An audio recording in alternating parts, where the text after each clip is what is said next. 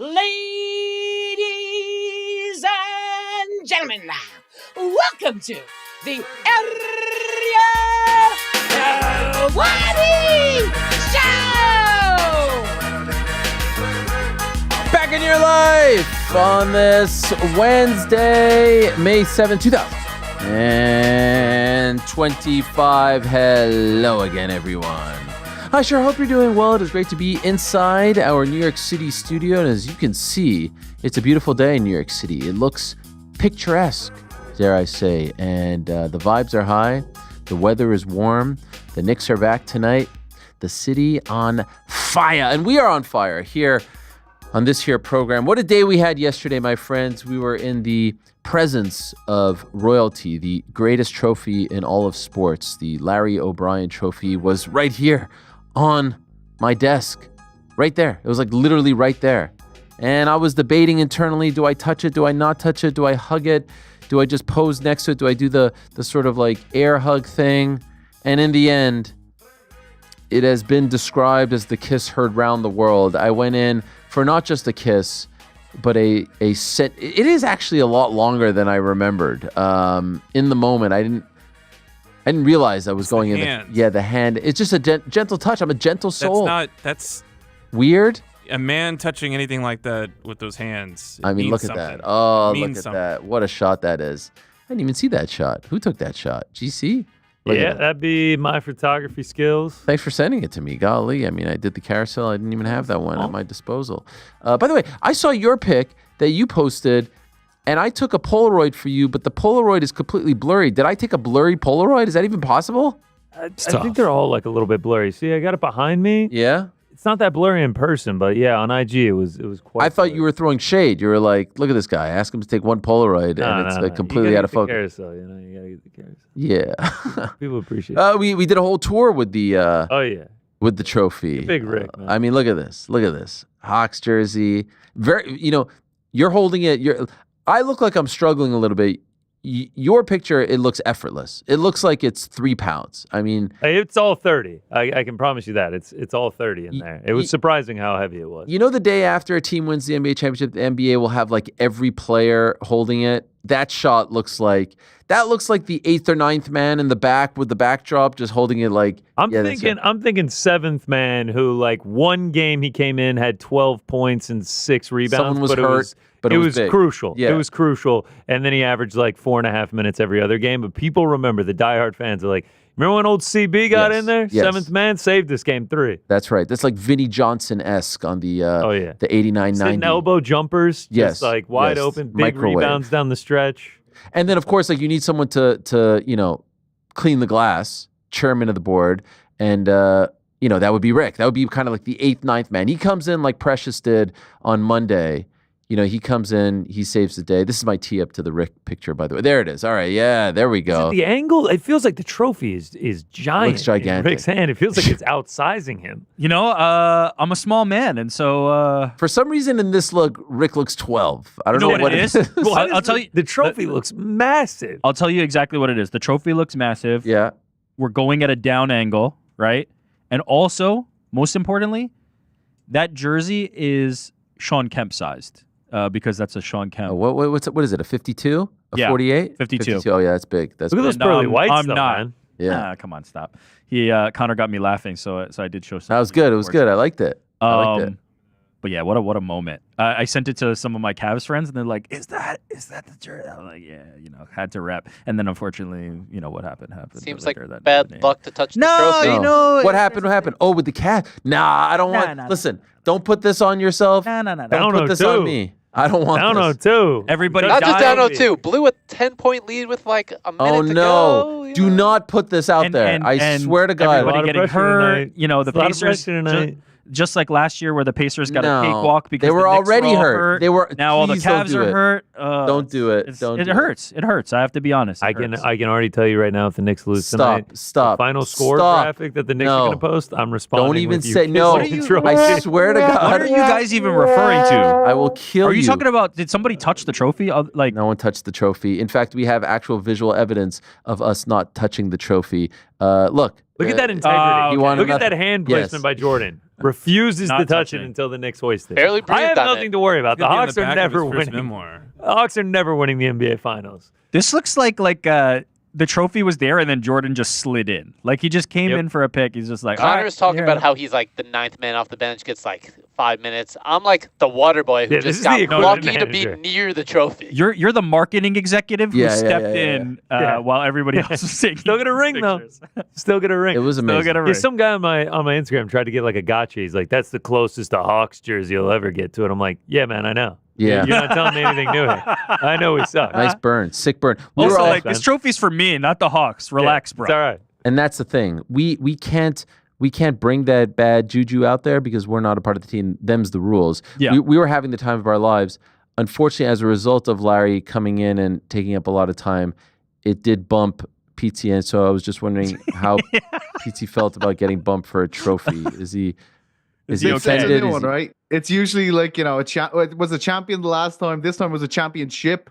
So I think it's all the same tier. It's only 4 boxes, Great champions. PT. You got to understand. Only 4 boxes. Yeah, like, it was fine. Enjoyed I actually myself. was worried about you today. I was worried because I wasn't sure how you were going to feel about that. I was quite frankly worried that you were not going to show up. You probably didn't watch the Juliana interview, but she did have I some. did. I watched all of it. Did we have your back? Did you? You like- had my back. Okay. And to be fair, the lads weren't dragged into the situation. I think you did have my back. I think she's a lunatic, if I'm being honest. To call me a scumbag for Yeah. picking one of the biggest favorites ever challenging for a title ever, that's fine. Obviously, to say that there was a sexual connotation into my pick with Kayla, I think it's actually disrespectful to women's MMA as a whole.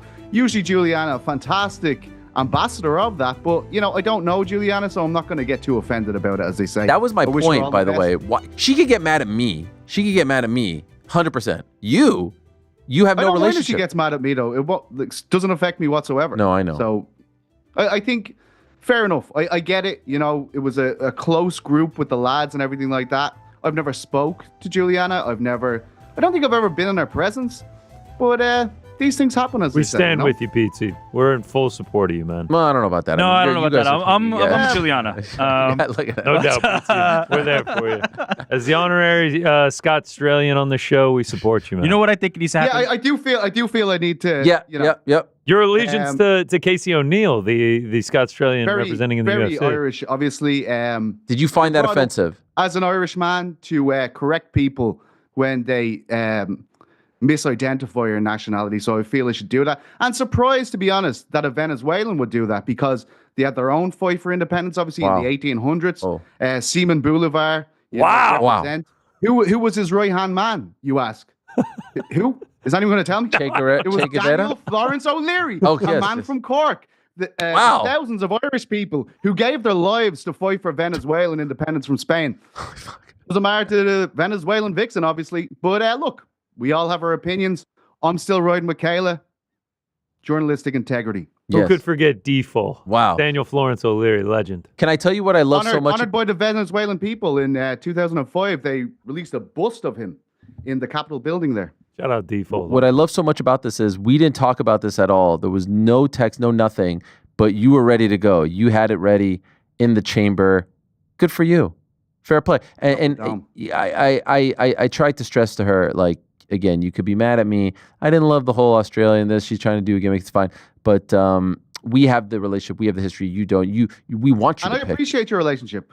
We I'm want glad you. We that want you to everything pick. has been Yeah. mended. Oh, you know? we'll see. We'll see after this. Let's go, Kayla. The House divided on June 7th is going to be electric. No, there's no division. There's no division. We're just there for. We're Switzerland. Yeah, we're I Switzerland. don't Team- want her to Team win, Penn. like to lose anymore. You know what I mean? Because she said that, though. To be perfectly honest, I don't. I actually think it'd be a great story if she won. I think we're just gonna perfectly get some labubus and everybody's gonna be Yeah. happy. We're just gonna get some labubus. Told my daughter and- about that. And what? She is had no the idea. shit? She had no Oh. idea. But I. Doesn't Maybe a have little Labubu? too young. Maybe she's Yeah. a few more years. But we'll get some labubus and everybody will be. I'm going to get her some info on the Venezuelan War of Independence as well if she wants to Send it. read about Yeah. that. Gentlemen, we do have a great show. We love Wednesdays. We get to answer your questions. We will do that in a moment. But I'm dubbing today's show Legends Only Wednesday. Why? Because we have 3 tremendous legends from the world of combat sports. Back into the show. I've talked about this man before. I've said that he was my first favorite fighter. Really the guy who like introduced me to, you know what? Like I knew what the UFC was, but like, wow, like one of us, this could happen. A guy from Montreal could do this. This is amazing. He got there before GSP. He's the pride of Montreal. He is the Crow. David Loiseau will join us. And I thought just a few days before the UFC's highly anticipated return to Montreal, why not have a Montreal legend on the program to set the table? He went to Dawson College, which is right near where I grew up. A lot of my friends went there as well. And so he was one of our own, David Loiseau, one of our own. And I thought it would be appropriate. So I hope you all appreciate that, and we'll look forward to that as much as I will. I've long wanted to have the great Sean Waltman on the program, formerly known as the Lightning Kid, formerly known as the 1-2-3 Kid, formerly known as Six, formerly known as Six-Pac, formerly known as X-Pac. Break it down. Degenerate into something more. I mean, there was... In the 10th grade, my friends, in the 10th grade, there was an English teacher who I really didn't get along with. And I'm sure there were a lot of kids in the 90s. 10th grade, it was 98. A lot of kids in the 90s who were in this boat. And at one point, we got into like a little argument, and I swung open the door, and I kid you not, I did the DX chop. Then I got sent to the office. They threatened to suspend me. And it was all because of X-Pac, by the way. And so, to have him on the program is great. And I actually do have to apologize to him about that. By the way, funny story about that. One of my best friends ended up marrying that teacher's son. So I ended up seeing her many years later at their wedding. Did you give her the crotch chop then, too? No, I was afraid that she would remember. She claimed she didn't. Not sure she remembered. Yeah. She just didn't want to embarrass you. You get crotch chopped by Helwani? You remember that. She knew. So anyway, X-Pac joining us, Sean Waltman, the 1-2-3 Kid, cannot wait. In fact, it was, I do believe, I think 32 years ago, 32 years ago next week that he defeated, 32 years ago next week, he defeated Razor Ramon in one of the greatest upsets in WWE history on Monday Night Raw at the Hammerstein Ballroom. We'll reminisce about that. Prior to that, the great Brian Stann, who honestly should be leading this country. Who doesn't love Brian Stann? Who doesn't appreciate him? The one and only, the American hero, recently named the chairman of the board of Higher Heroes USA, a tremendous foundation that he works with and works for these days. We miss Brian Stann, and it's been about 3 years since I last spoke to him, so looking forward to having him on. So like I said, Legends Only Wednesday around these parts. Look at those gentlemen. A great show. I'm looking forward to it so very much. By the way, in regards to yesterday's show, we had a interview with Bo Nickel that a lot of people obviously were looking forward to, reacted to, etc. I did fail to ask him one important question. There was a bit of a talking point leading up to our chat and in the aftermath of his loss to RDR. And I think Aljamain Sterling was one of the first to bring it up, suggesting that maybe he should move down to 170 pounds. He currently fights at 185 pounds, and I meant to ask him, and then it just slipped my mind in the midst of the whole interview. And so afterwards, I texted him and asked him that question, and he responded right away and said, I can't make 170, I'll be at 185. And so for those wondering where he'll be fighting next, he is remaining at 185 pounds. A bit of a breaking news update, if you will. I saw Ali Abdelaziz, who is the manager of RDR, saying that he has already been offered a fight. I saw Robert Whitaker say that he has fight news coming up. Some are putting two and two together. I haven't been able to look into this, but we did mention that that could be an interesting matchup. Let's see if they get matched up. Speaking of some breaking news, this morning we woke up to the news that PFL Africa is in fact going to be a thing. July the 26th, there you have it. Johnny Eblin on the card, Dakota Ditcheva on the card. Yes, on the PFL Africa debut. They're having a tournament, and they will also be having their PFL Champion Series showcase. Now, this is what's interesting about it. It says that Eblin's fight is a middleweight world title fight, and it says that Ditcheva's fight is a women's flyweight fight. Why isn't Ditcheva the flyweight champion? And is is Johnny Eblen the PFL middleweight champion? How could this be so confusing? Well, because Johnny was the Bellator champ. I know, but they've never made this announcement. But in the same way that Usman defended his title. What Usman? Usman defended the Bellator title. That's what I'm saying. So isn't this the same title? No. Bellator doesn't exist. Usman. Bellator doesn't exist. It's not that hard. All the Bellator champions should have become the PFL champions. Is that not what this is? I don't know. I don't know.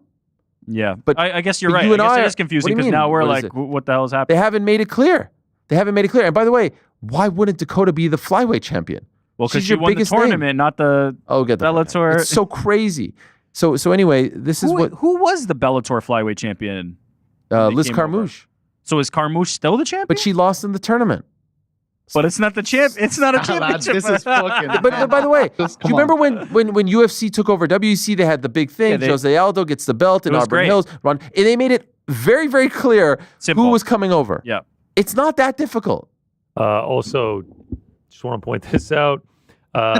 Dakota's bio on Instagram, PFL flyweight world champion. Yeah. They In need the to do whatever the fuck they need to do to make her happy at this stage. I'm not gonna I feel lie. like Yeah, I think not only should it be for a belt, I think she should be main eventing. it's a great point.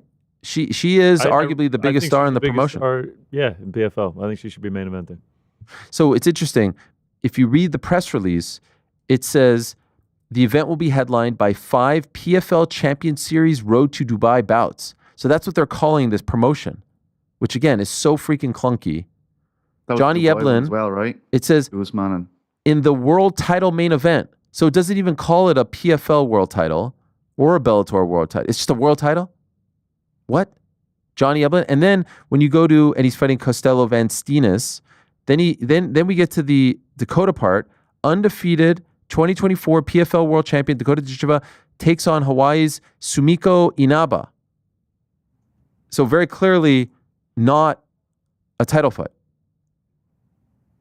The inaugural PFL Africa tournament will feature 8-man brackets in each weight class, starting with the heavyweight and bantamweight divisions. The full tournament schedule and host cities for the semis and finals will be announced shortly.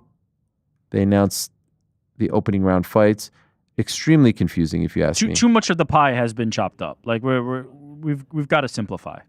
And it's happening in Cape Town, by the way, for those wondering. So look, happy they got this off the ground. This is approximately 2 years after the announcement that Francis was coming over and they would be launching this. So they have stuck to their word. But I don't know, Dakota and Johnny fighting on this card seems a little bit interesting to me. And them not being champions, or at least it being, explained properly as to what they are, is a little bit weird to me. Them just getting fights though is a step in the positive direction. Sure. 'Cause how many? Both of them have been very frustrated. Yeah, I mean, and where's Patchy Mick? Like, I'm just happy they're getting fights at this point. Yeah. I'll take it. All right, gents. Time now for everyone's favorite segment of the week. It is time. Yeah.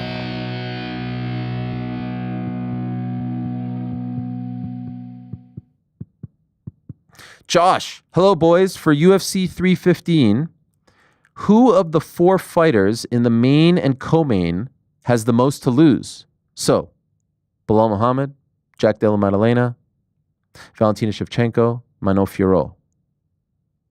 Who of the... obviously, you got to start with the champs. I think Bilal has the most to lose. Easiest answer. The belt. Yeah, If yeah. he loses the belt, I had to get there. He's It's probably gonna not take a getting while. another crack. Yeah. yeah. And at his age, it isn't beneficial to him. I think I'd probably go Bilal and then Manon, just because of her age as well. And she's probably not getting another crack. Valentina's the least, right? Valentina's Because legacy. her is legacy is set. There's Yeah. nothing Oh, good. left for her to do at this point. This is just another title defense. Jack Della's only 28. Yeah. And this is kind of like a circumstantial title shot. Yes, he could be back. You know what's interesting? From afar, they will never admit it, but there is so much riding on the next fights in that, let's just say, all right, well, obviously if Bilal wins, we're getting Islam. Who do you think the UFC, deep down, they'll never admit it, but who do you think the brass wants to win the main event? Jack. But if you're getting, if Yeah. Bilal wins, you're getting Islam versus Ilya. Yes, but if he doesn't, then you've got Islam as your champion and potentially Ilya as your champion, and now you've Islam moving up. yeah. But don't you want Islam versus Ilya for International Fight Week, or you don't? No, I'd want Islam at 170. That's where I want him. I wonder. I think they want Jack. You think they want Jack? Yeah. Isn't it? Alternatively, isn't it crazy the answer for who has the most to lose is Islam Makhachev. Actually, it's out of the four. Yeah. But the one in out of the two fights, it's actually Islam Makhachev, because if Bilal remains champion, he has to go back down to 155, Right. and he's just doing the same thing that he's clearly trying to escape. He wants to escape to 170, but he just can't say it because he has this thing where he's like, I'm not going to fight Bilal, kind of. Bilal says, I don't want to fight Islam, and then Islam has to be like, yeah, sure, okay. Also, if he has the JDM most is champ and Islam moves up to try and take that belt, JDM feels like a favorable matchup for Islam's style. Oh, boy. Big time. PT, what do you want to say? I'm just saying, like, isn't it interesting? Like there are good fights on this card. I quite like the card, but the most interesting thing by a long shot is this subplot that's attached to it.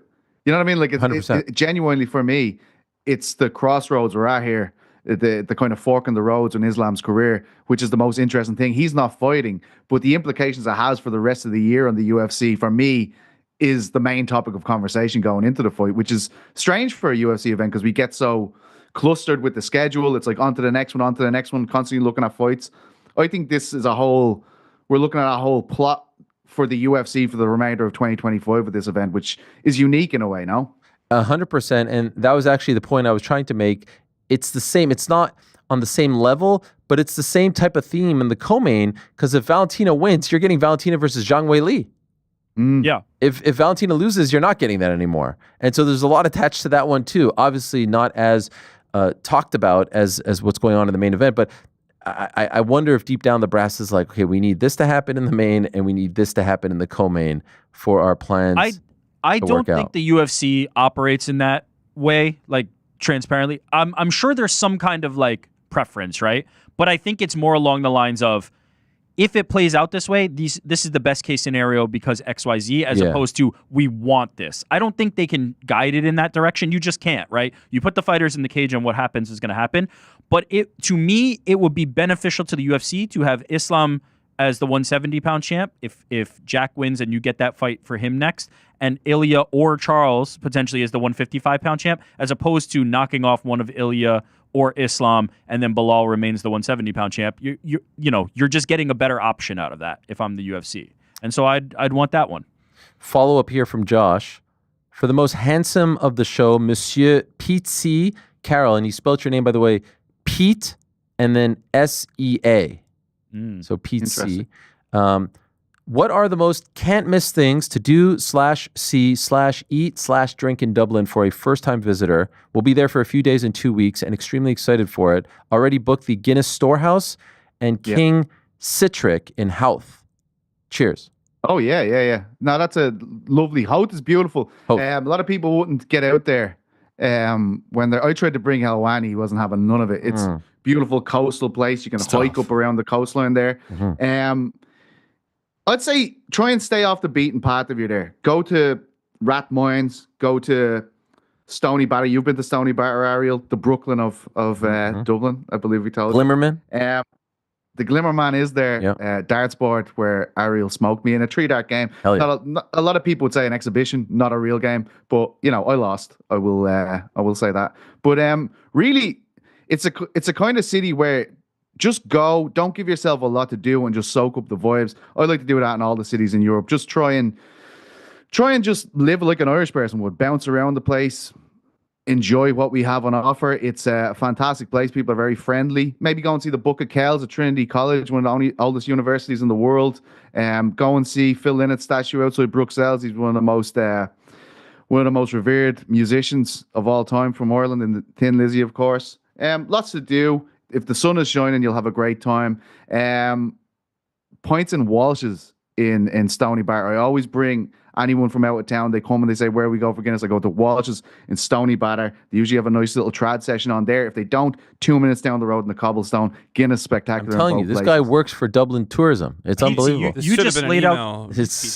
You just laid out the tour you're going to have to take GC on when it's unbelievable. Yeah, it will happen. It will happen. We will. It's been delayed due to Pizzi, but it's been delayed. It is my fault. Get it there. is my fault. We will get absolutely. There. We will be there. We continue. This is from the Flying Dutchman. Hi, Ariel and the gang.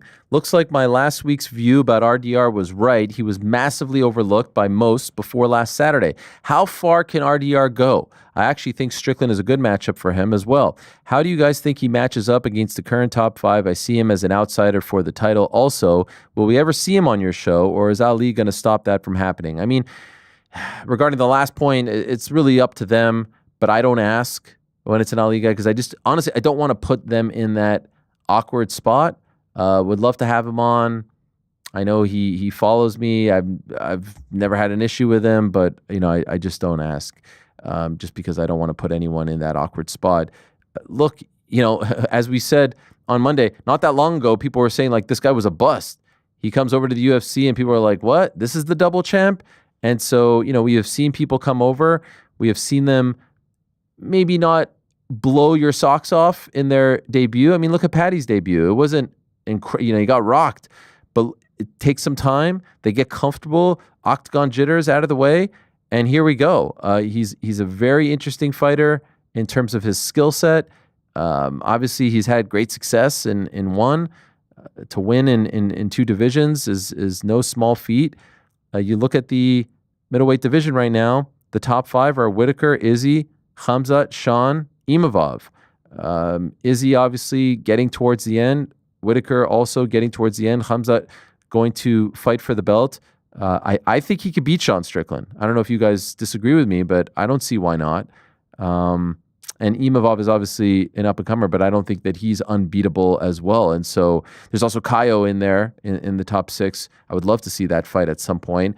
And then under those guys, the Cannoniers and Dolites, the Vittoris of the world, like he could beat those guys. Paulo Costa's still in there. He hasn't fought in quite some time. So he could be a player, 100%. I definitely think he could be competitive against the top of this division, but I have to admit transparently, I have lowered my ceiling on Bo more than I've raised my ceiling on RDR, like from that fight. I took more away from the Bo Nickel side of it than I did the RDR side. All right, let's see. Hut, Juliana Godzilla Pena versus King Kong Kayla. Can't wait. Let's go, Juliana. I believe in Pena power. I think we've done a great job ourselves in building this fight up, if I do say so myself. Jamik, sup Ariel, who would win in a match between Eddie Hall and 50 Roxanne Modafferi's?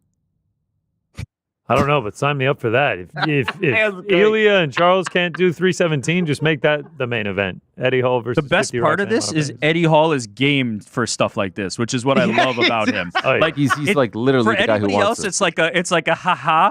Eddie Hall, it's like, yeah, let's put in 6 guys against him, and he's like, fuck, if the money's right, we'll figure it out. Like that's what I love about Eddie Hall. He has no illusions of being this like long reigning champion of this. He's like, what is the craziest spectacle I can put on? And that's what I love about him. Along these lines, this is from Left Leg Cemetery.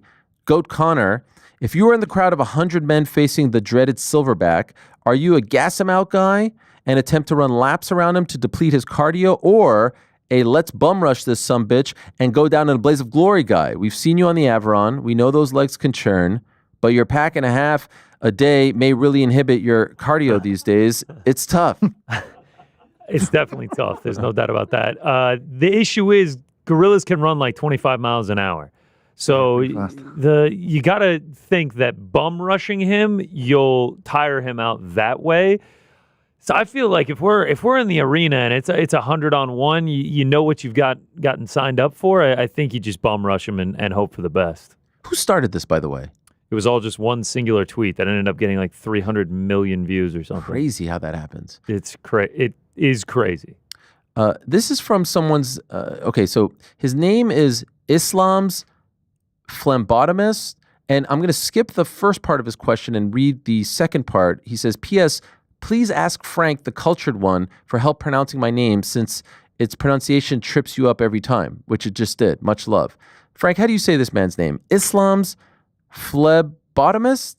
Phlebotomist. And what is that? It's a phlebotomist. All right. Isn't it somebody who draws blood? Isn't that? I don't know. Absolutely. All right. He asks, will we get the International Fight Week main event announced during the 3:15 broadcast, or are we actually waiting to see the result before booking Islam? I mean, we're literally 3 days away from the fight happening. So at this point, what's the point? Unless they cut a deal with him right now and say, like, you're fighting and then you can move up, which could happen. I don't know. At this point, I have no intel. I haven't even asked around, to be honest. Let's just freaking wait and see. I'm voting and hoping for the press conference reading off the piece of paper. It's minus 300 right now. It's minus 300 right now. Pre-produced package during the broadcast is like plus 250. Some major announcement is plus 500. Dana White IG Live plus 125. Wait, do we think there's any chance it's during the broadcast, like pre the main event? I don't think so. No, because I think the reason we do not know yet is because we're waiting on the results of the main event. So I'm definitely thinking main event. But would you be shocked if they had a package after the main event, like that they post on social? That Maybe. I could see. I mean, they had something for... That would mean they would need 2 packages ready. Yeah, I don't just know have if 2 they've got that packages in them. ready. All right, Islam package. I mean, it's not that hard. Just 2 freaking packages. Just like, there's Islam holes and in Charles. there. Yeah. Swap them in. Yeah, you'll have the same Joe Rogan sounds. Like you could use the same things over and over again. The same announcers going. Yeah, going crazy. Yeah, it's perfect. Easy. So who knows? But hopefully by Monday's show, we should know the answer to this. I feel confident that we will. Here we go. Shy. Hey, Ariel. BITB and PC. PECY. Fair enough. In this era of MMA, do you think we will ever see champions with championship reigns like GSP, Anderson Silva, and Mighty Mouse? I feel like while many of the champions we have today have better skill, perhaps, a better skill set than some of those dominant champions from the past, it's a lot harder to put together long championship reigns because of the well-rounded skill set that most contenders have.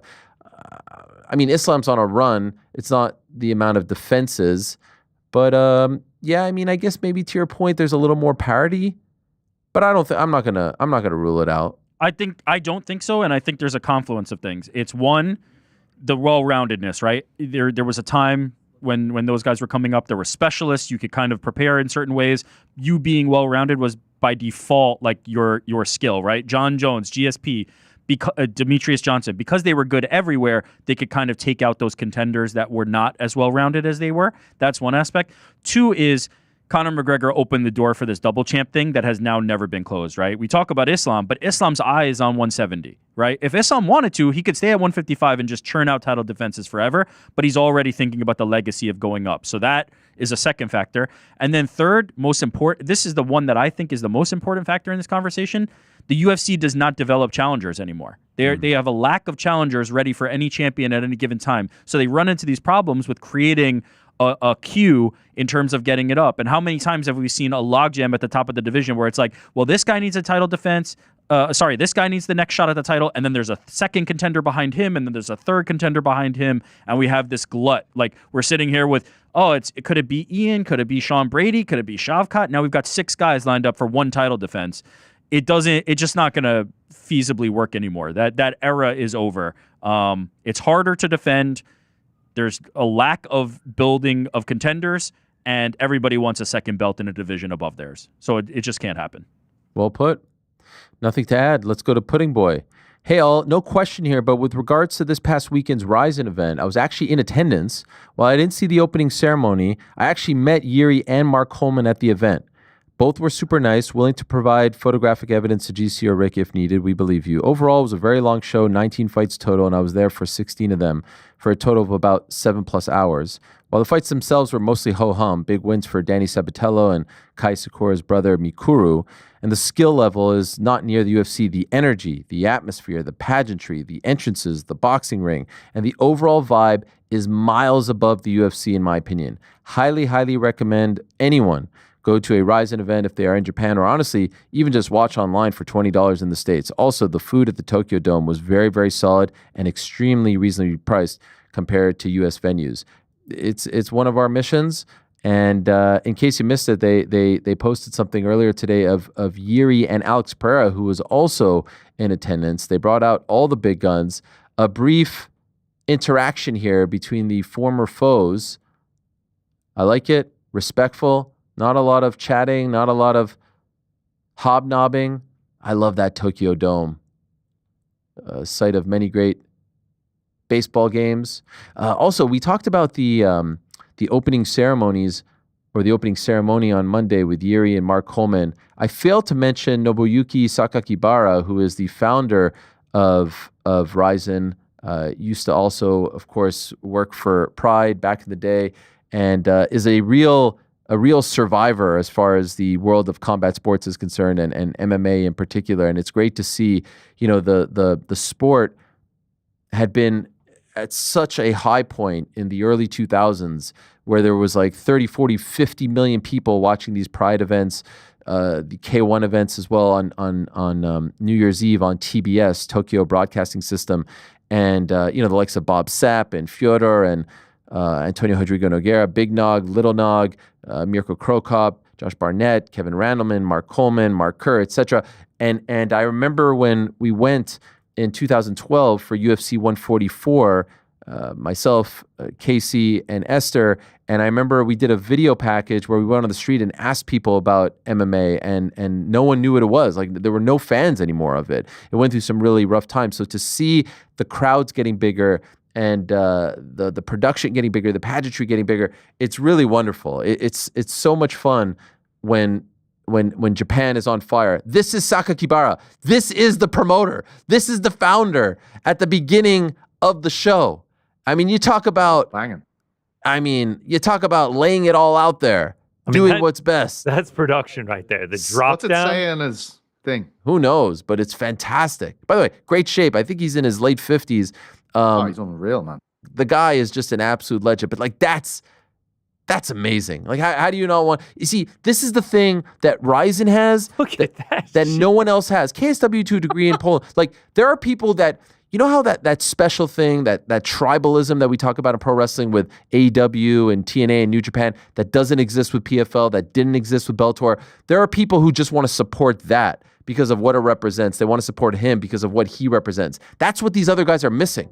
Like, I mean, I'm not trying to start a thing here, but like they continuously don't get it. PFL do not get it. They don't get it. Now they're doing a thing where the post-fight press conferences are hosted by Jonathan Coachman. And look, I had my thing with Coachman. We buried the hatchet. We were forced to work together. He was fine, all good, no problem. But you don't put a broadcaster up there. He's not a decision maker. He doesn't bleed, the comings and goings of the company. He's just a figurehead. You think that because he speaks well or because he has a history, doing other things on camera, that's the best guy. You're missing the point. People want to talk to Sakakibara because he's the guy who's living and dying with the company. People want to talk to Eddie Hearn because he's the guy living and dying with the company. They want to talk to Dana. They want to talk to Scott Coker back in the day. They want to talk to Bob Arum. They want to talk to Don King. They want to talk to Vince McMahon. You don't put a figurehead up there. You don't put a broadcaster up there. They just continuously miss the point. And so like Sakakibara doing this while everyone else in MMA seems to not get it is to me a beautiful thing to see. It really is. I love that stuff. I can't get enough. Counterpoint, I think that's how Dana's going to announce what's happening. Oh, that'd be Traditional incredible. Fight Week. He's going to come out looking like that. There's going to be a fireworks show. And when he drops down the whatever he was wearing, it's going to say the matchup for International Fight Week. Oh my. Or a slap. That's right, for Power Slap, actually. They don't do Ryzen events that often. It's only a few a year. Well, correct? that's what's cool about it too, right? It's 100%. 8 Old school 6. UFC. Yeah, it just The feels scarcity special. of it, the production levels, to your point, like there's not a lot doing it out there, period. But like the KSWs, the Ryzen, they continue to invest in the show beyond just like getting week to week, which is what the UFC and other promotions have Are we thinking New Year's Eve? Who knows? Oh, that'd be fucking war. We're gonna do it. We're gonna do it. I'm telling you. By the way, speaking of Ryzen, from Ryan Holland, question: what does Ryzen have to do to become the number 2 promotion, or at least have the same amount of viewers and respect Pride did? I mean, their crowd on the weekend was bigger than all the PFL events so far. Look, I think they just have to keep at it. Just keep at it. Keep doing what they're doing. There was when Ryzen debuted, when it was resurrected, if you will. It took some time, and I don't know if they're quite there just yet, where they have the matchup that could. But like, by the way, if they could get an Eddie Hall on there, he's perfect for them. You know what I mean? For New Year's Eve, they have to have a bit of a mix of the good and the bad. And who knows? Maybe the guys who were going to 1 back in the day, the Eddies, the Sages, the DJs, are now going to go to Ryzen because, one is not in that business. You see Ryan Bader going over there, makes sense with the movie coming out.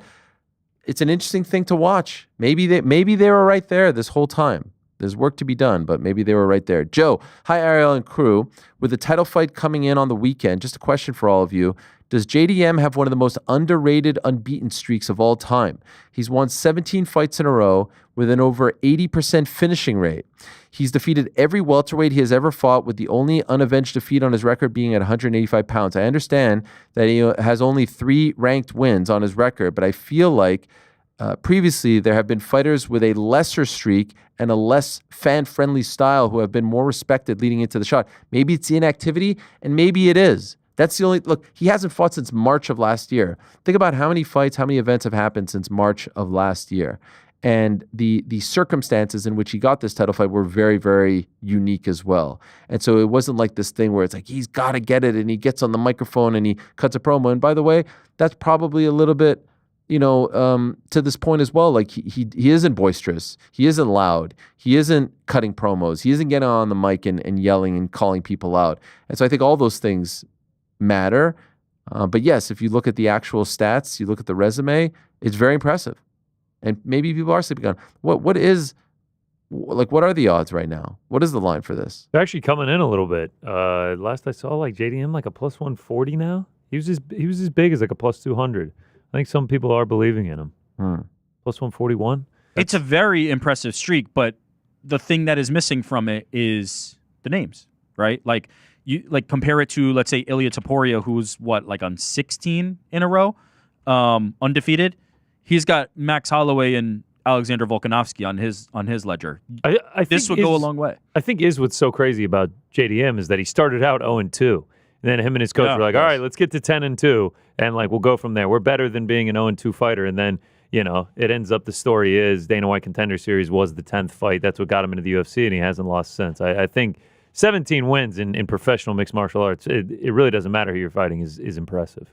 Also got a little rock there against Gilbert in his last fight. I think all these things. He's had dicey moments. The split against Basil and Kevin Holland. Oh, yes, that's right. If he comes in here and blows the doors off Bilal, it will change overnight. It will change overnight the way people view him. Another one from Joe. Hi, Ariel. With you comparing Bo's first loss to Sage Northcutt, it got me thinking about how much of a rough few years Sage has had with promoters since leaving the UFC. Do you have an update on him? I see he is signed with both GFL and PFL, which doesn't bode well if he's trying to be active again. 29 now and has fought twice in 7 years. Well, he had that horrific facial injury when he fought Cosmo Alexander in one. He actually never signed with PFL. That was an erroneous report. He did have a deal with GFL, but we all know that that is not a thing anymore. I've asked him actually a couple of times since he left one to come on the show, and he has been hesitant, saying he wanted to wait for things to play out. So I think he still wants to fight to a degree. But yeah, to your point, it's been tough. It's been tough. Adam, hi Ariel and the gang. The Rampage interview last week was brilliant. Loved the chemistry between you guys. At 2 hours and 2 minutes and 7 seconds on Apple Podcasts, Rampage does his Gary Coleman. What you talking about, Ariel? This needs to be clipped and added to Frank's soundboard ASAP. Love the show. Peace and love from Northern Ireland. That's fucking bullshit. Oli Beef Hooked. Hey Ariel, question for Pizzi. Is that like, what's the name again? Has he ever successfully split the G? I have come within a couple millimeters, but I don't know if it can truly be done. Also, GC, you definitely use too much Vegemite, and Frank should be fired for the toast he provided you. All right, can we talk about that? Wow, that was like 3 months ago. Shout out. Did you use too much Vegemite? I feel like you used the right amount. He made his own goddamn toast. Any Vegemite is too much Vegemite. Yeah, some of the worst toast you've ever made there, Frankie. It's just not my toast. Split the G, PC? I mean, we all knew what happened that night in Jack Dempsey's. It was the I've greatest. seen you split the G before. Like, I've been there for it. But that We've had a night couple was against magical. The threshold. I did team. 6. It's six absolutely that possible. I've seen him do it.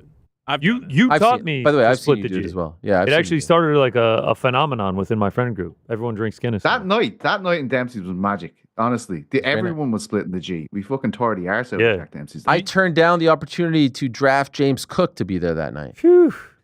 And you were delighted. You know, I was delighted. Didn't seem it all social worked out. situation I at got all. to cut a promo in Green Bay a couple years later.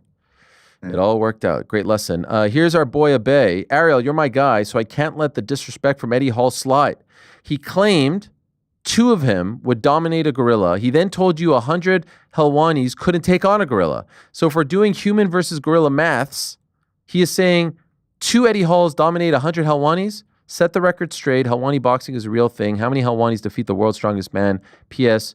Happy belated to Little Wani. Much love, your boy Abe. We appreciate you, Abe. I say one-on-one, mano y mano. Can he handle the jab? Absolutely Can he not. handle the That's what I'd jab? Can say. he handle the speed, the movement? Can he This ain't handle gonna be no the 30 seconds, Hall. the Do you know what bob I'm and saying? weave? No. You ever been in the pits of hell with Never. a man with a jab like a fucking metronome? Ooh, this is a fun one. Lon Don, with 2/3 of the year left, does anyone want to update their prediction for male fighter of the year? As a reminder, Pete said Shavkat, Connor said Aspinall, Ariel said Marab, Rick said Pereira. As of right now, guys, I would have to say my chances are the best, right? Marab's getting a second fight already within 6 months. Shavkat, no sign of a return. We'll find out. Aspinall, no fault of his own. But if he gets that one I was win, going to say, I is love the Aspinall the optimism. one guy that if he wins the fight that he has, Yes. if it's against John Jones, Yes. can he easily be member of 100%. the year? Yes. 100%. What if my guy comes in and steals that John Jones fight away? What if Pereira? Pereira comes in? Well, he's got Ankalaev. I was trying to. When I made that prediction, I was trying to thread the needle on Pereira winning against Magomed and then sliding into that slot. So missed it. There will be no updates. You have to ride your pick. Yeah. My Zhang Weili pick, not looking bad. Yeah, we're not. Go Valentina this weekend, and then we get the. Yeah. That's a good one. That's a great one. Yeah. I picked Tatiana Suarez, I think. Yeah, that's a tough one. That one's cooked. That's a tough We one. need some Loke Dog fight news. That was my Your breakout. breakout. for My you. breakout was Payne Talbot. Yeah, it's tough. Yeah, so was mine. Makoum. Last year was fucking Benoit Saint-Denis. Oh, that's cursed for me. Well, big The one for breakout him. fighter. Big win this weekend coming, hopefully. Speaking of which, Makoum asks, "Hey Ariel, how would you rate UFC 315? Much love."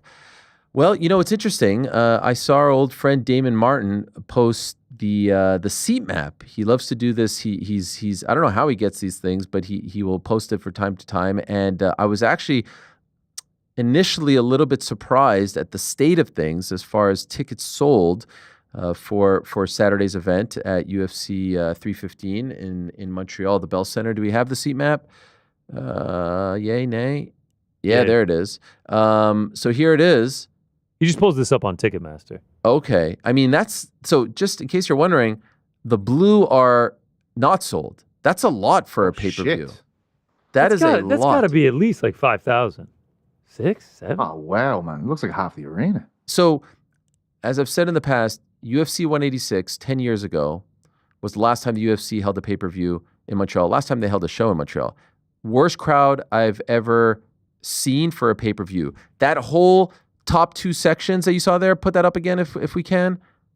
The top 2, so like the top one in the middle were tarped off. It was that bad. It was just the lower bowl. That's the one that was headlined by DJ versus Kyoji Hiraguchi. If you remember, Rampage was on, he was off, he was on. It was a whole thing with Bellator. And I said to myself, like, they ain't ever coming back here.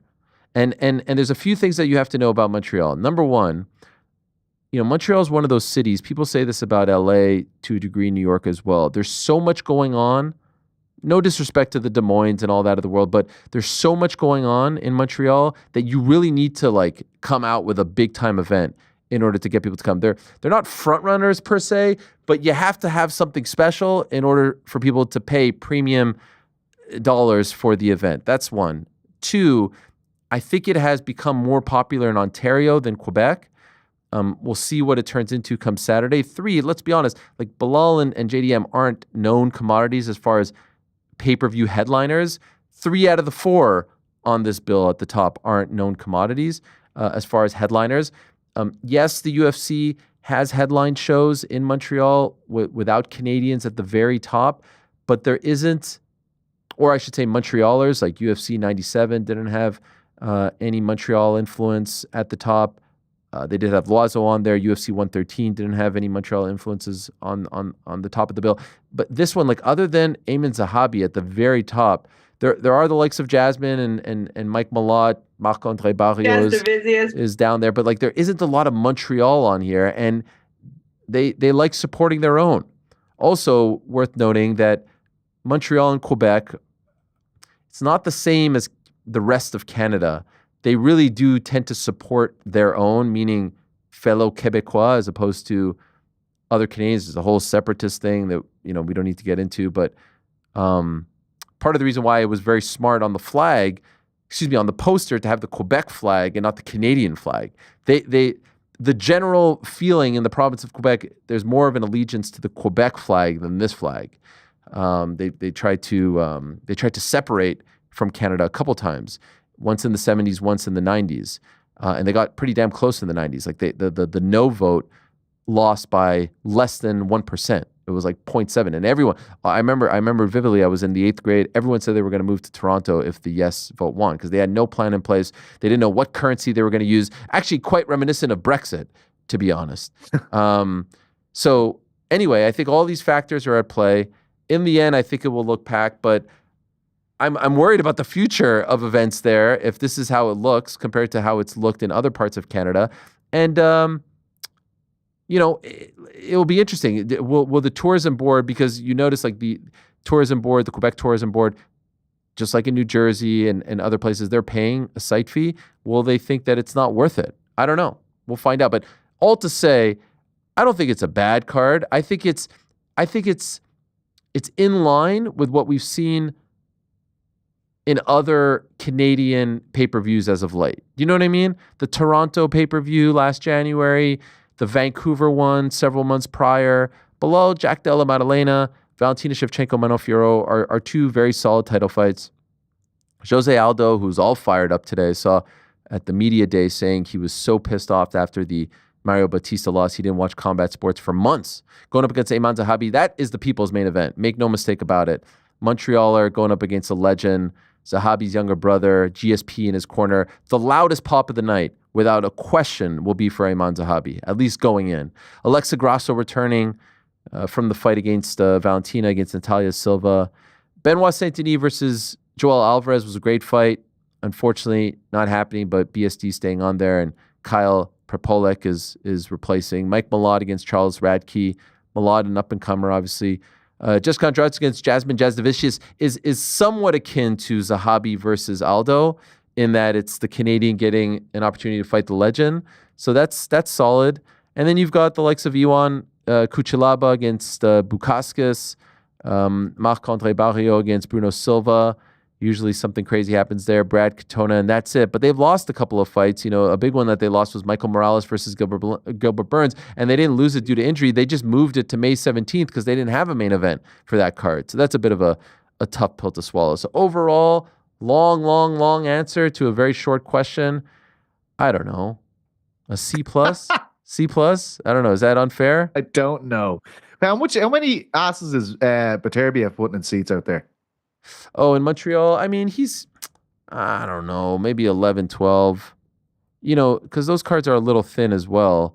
And he actually fought in Quebec City the last time he fought in front of 10,000. This is, which fight is this? I just typed in 26. Oh, no, that's the Bivol one. There was 26,000 for the Bivol one.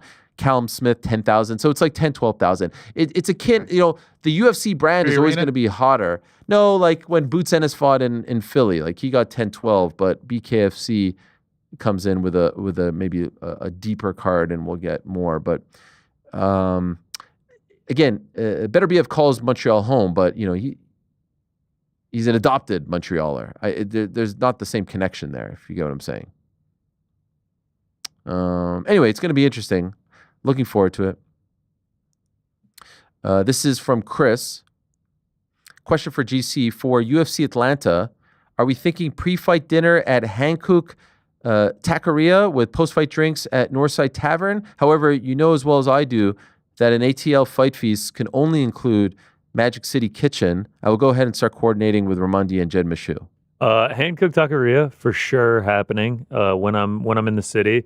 Magic City, pick the wings up. Feel like it's best to go on a Monday if you really know, but yeah, that might happen. Then I feel like I got to go to the tourist trap. I got to go to the Varsity, show people what you're actually supposed to order. A lot of local Atlanta people hate it, You just don't know what to order. By the way, If we're doing the lemon pepper, I might have to make a trip. Lemon pepper from Magic City. is Legendary. Magic City the famous one? Strip club. Yeah, yeah, Strip yeah. club, Okay, yeah. the Lou Williams one? Yeah, Magic City Pepper on a Lou. Monday. Why is it called Magic City Kitchen? DJ Esco. Seeing the Future. kitchen at Magic City. Oh, got it.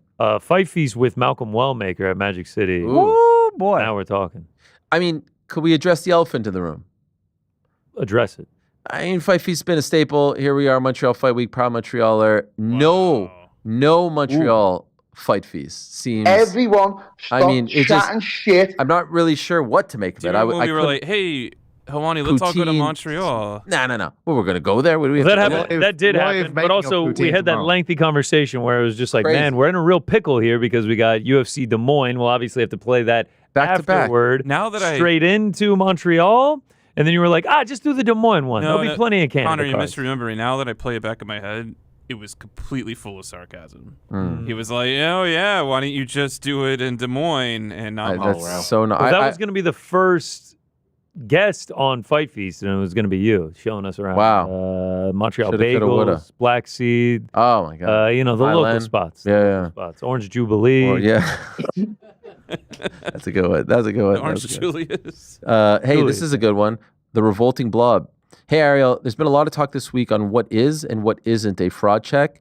So my question to you is, can you give us an example of an actual fraud check? Help me out here, guys.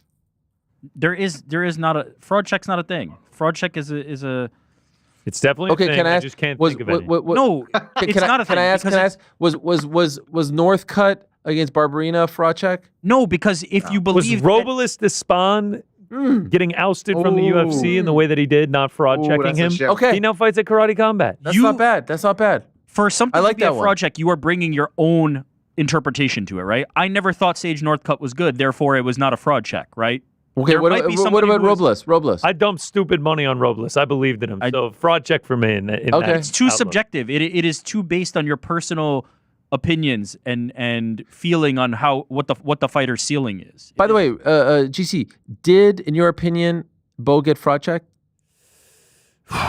No, I don't think he got fraud check because I don't think that he is a fraud. I think he still has a bright future ahead of him in mixed martial arts. I think that his expectations definitely got tamped a little bit. I think it was surprising. I don't know. I guess is that a fraud check? I don't think Bo Nickel's a fraud though. That's the thing. But I don't think Sage Northcutt is a fraud either, or Robellis. Like, they just weren't that good. And if Frauds. you paid attention, no, but were they presented as they were better than that? Robles like, Sage Despain Northcutt was fighting this guy guys that ends were of people that in level. 4 seconds. He's going to be the next. This guy's the future Nah, of the man, it heavyweight just- division. He's a fraud, Rick, okay? Nah, I just don't face it. buy. I don't Anthony buy Smith this. against Not Vitor good, Petrino? you're a fraud. They just were not that good. There is no fraud check because first of all, if you make it to this level, period, you're not a fraud. But second of all, it's all so based on like some people think that this guy is good, some people don't. There are plenty of people who don't think Bo Nickel has a high ceiling, right? Now, especially in the aftermath of that go, in fact, I just said earlier today, I've lowered my ceiling on Bo Nickel. But do I think like he's not a top level athlete? Do I think he's not going to be something in MMA? No, like it just doesn't. I don't know. It's too subjective in my opinion. It's too much based on your personal read of how somebody ranks out their talent. I also think you have to see what happens next before you can stamp it. If Bo Nickel goes and wins 4 in a row after this, then it's kind of like, oh, he just got tested, he lost, and he got better because of it. Like, was Jack Hermanson beating Joe Pyfer a fraud check? No. Jack Hermanson is There is I agree with veteran. you. I don't think it was. none of these guys are frauds, so there can be no fraud check. That- Robles I'm Despain I'm one. planting my flag. There It's is just no a thing fraud. people Actually, like the to best fucking one. say. Literally. It's just a trendy fucking thing to Yeah. say. Did, Like, that's all it did is. Sam Alvey fraud check Tyrone Spong? no. Yes. No. It's crazy. I'm not into this. I'm fraud looking check up shit. on Urban Dictionary fraud check. By the way, this is actually incredible. You know what it means. Okay. Hell on. Fraud check, a term used in the MMA community. Is this exclusive to MMA? This I Urban don't. Dictionary. I don't really no. hear it. for when a I don't really hear it fighter in other whose places. skills have been severely overrated due to only fighting low-level opponents finally fights someone at a higher level and gets exposed as not being Sandbag. nearly as That's what we good used to call that. as Yeah. their Read the fans second claim. definition. Overrated. That's I just an think. MMA I think this fan. is just like Yeah. the Gen Z version of saying they're Yes. overrated. It's trendy.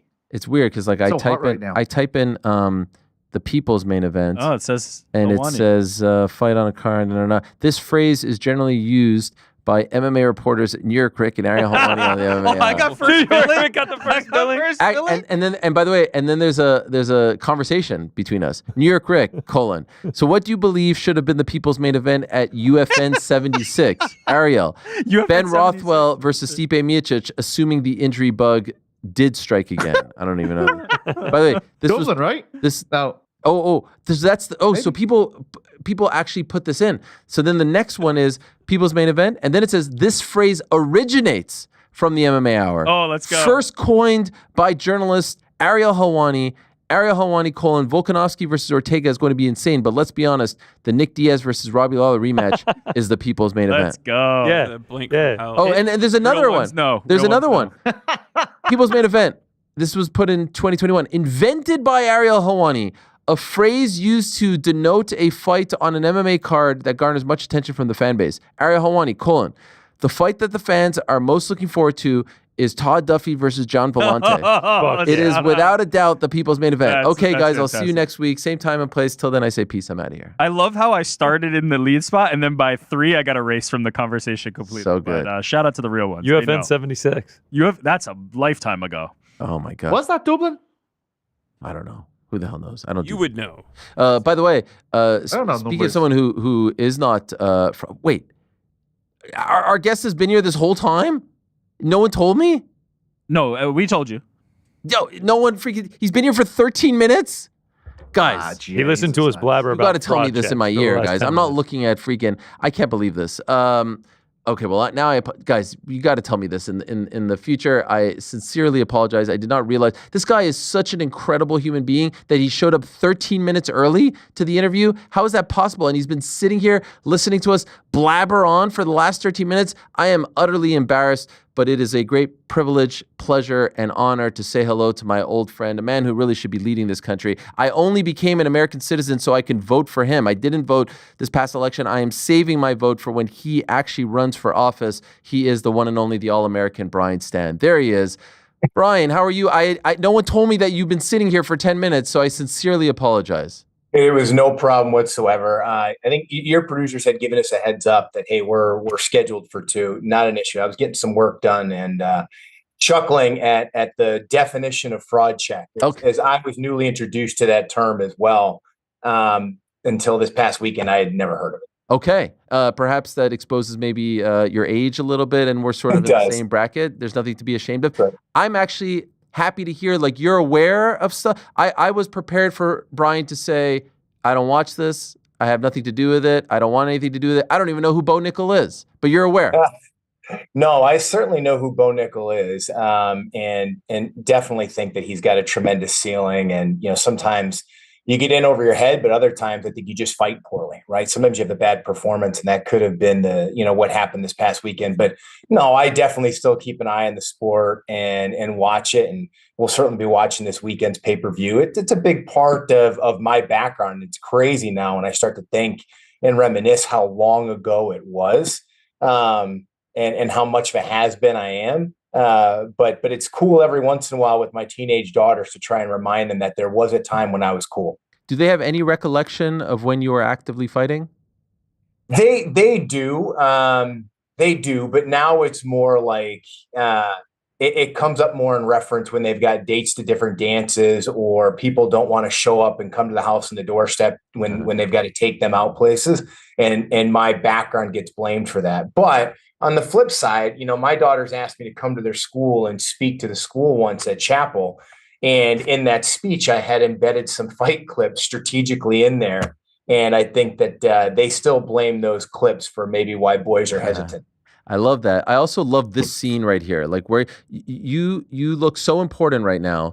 You look like the president, the CEO of like a Fortune 500 company. And what I love so much about this is I remember when you were at Fox and you were deciding, do I stay? Do I go? Am I going all in on this MMA broadcasting thing, post-fighting career, or do I just like cut the cord and go out and do something? And from afar, It seems like it's all working out. I remember when you got your MBA, I just found out that you were recently appointed the chairman of the board of Hire Heroes UFC. Congratulations.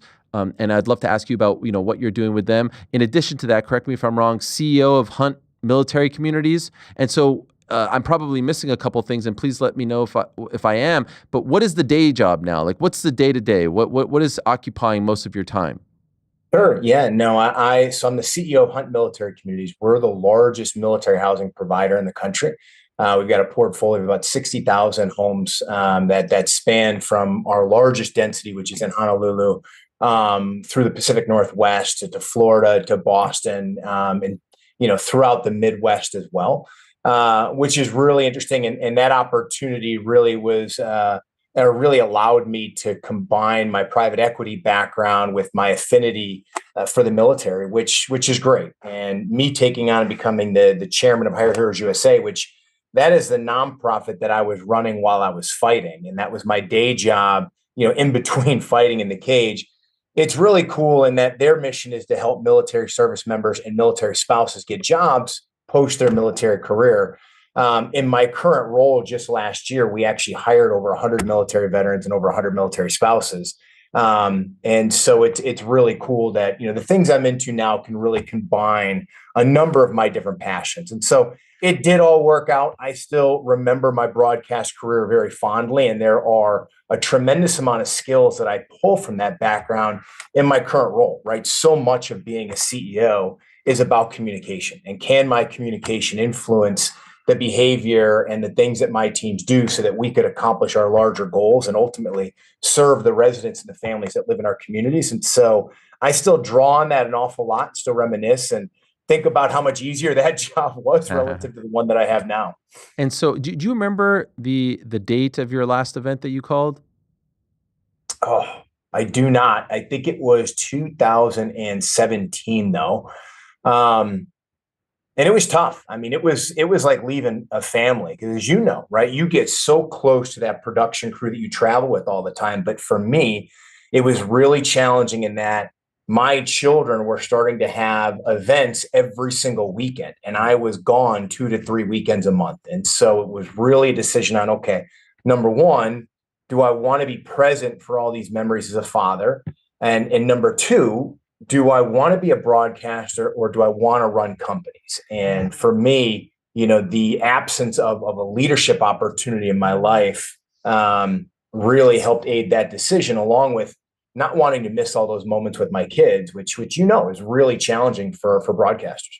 When you took that headset off and someone would have said to you, like, okay, it's going to work out like this, you'll be at this point in 2025, would you have been content with that option?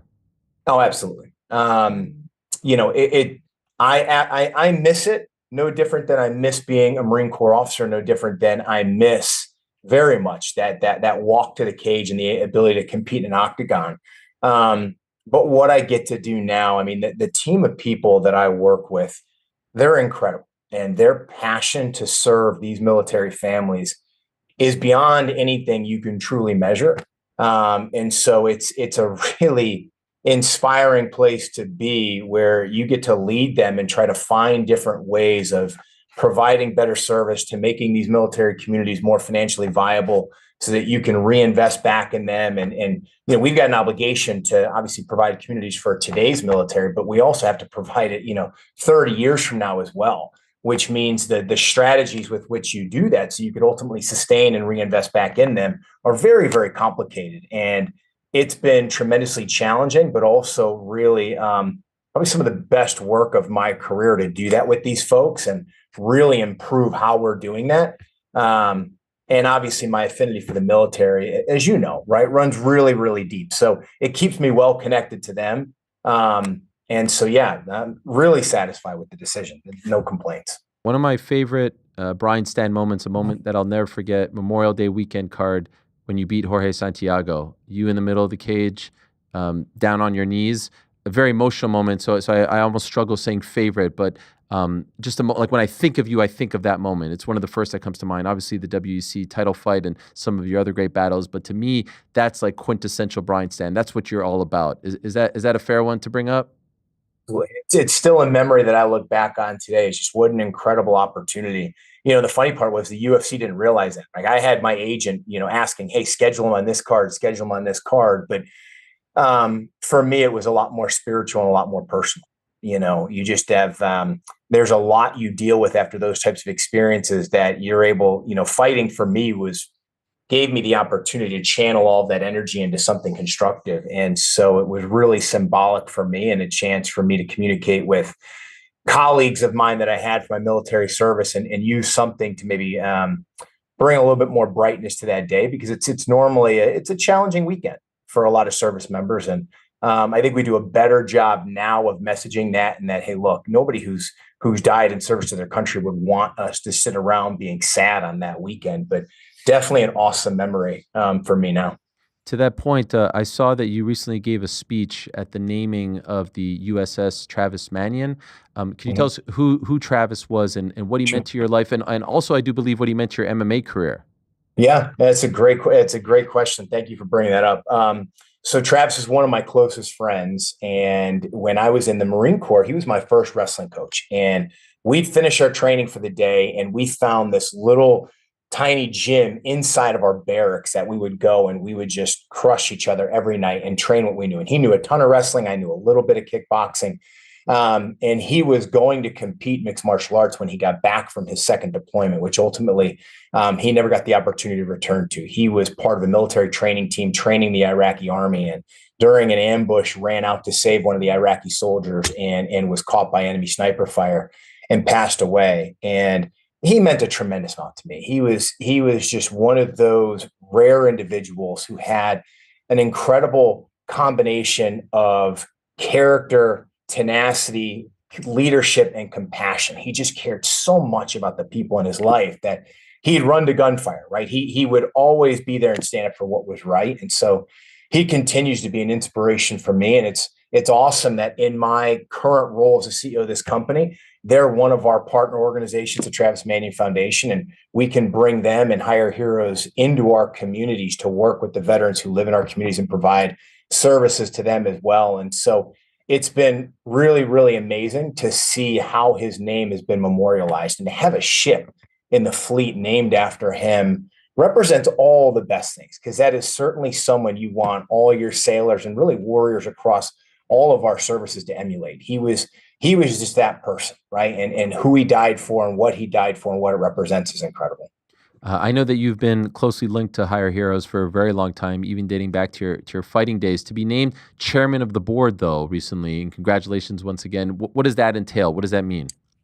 Yeah, well, it means that I've got to lead this board and take an overall look and have a say in the direction, the strategy, and the governance of this great organization. And it's wild to me because when a gentleman by the name of John Bardis, who is a businessman who saw a military officer that he just wanted to hire, even though I had no skills whatsoever that meshed with his company, and he hired me and he asked me to start this thing with him. We started it from nothing, right? A handful of people with great ideas, but no resources to start anything, and to see where it is now, being one of the few organizations that Mackenzie Scott Bezos decided to fund to the tune of, $16 million, because they're just that great of an organization, is incredible, right? They help, over 13,000 service members and military spouses each year find meaningful employment.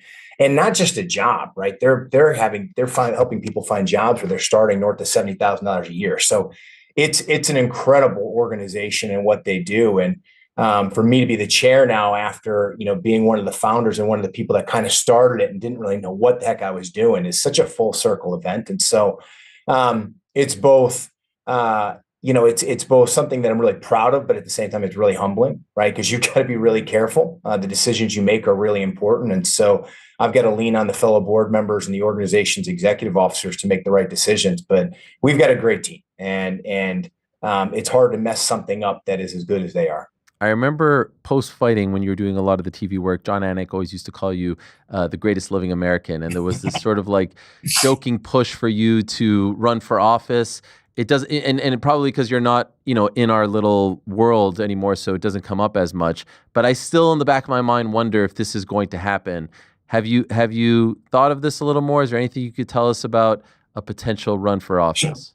Sure. There's nothing imminent. There's nothing that I look at, but I'd be lying if I said there aren't times where I sit there and talk to my wife about having this idea about serving again, especially with the state of our country and our current politics, where we're just so divided, and we really don't have the ability to sit down and have conversations, meaningful dialogue with people who maybe have a different background and have a different belief than us, and attempt to find mutual purpose in that dialogue.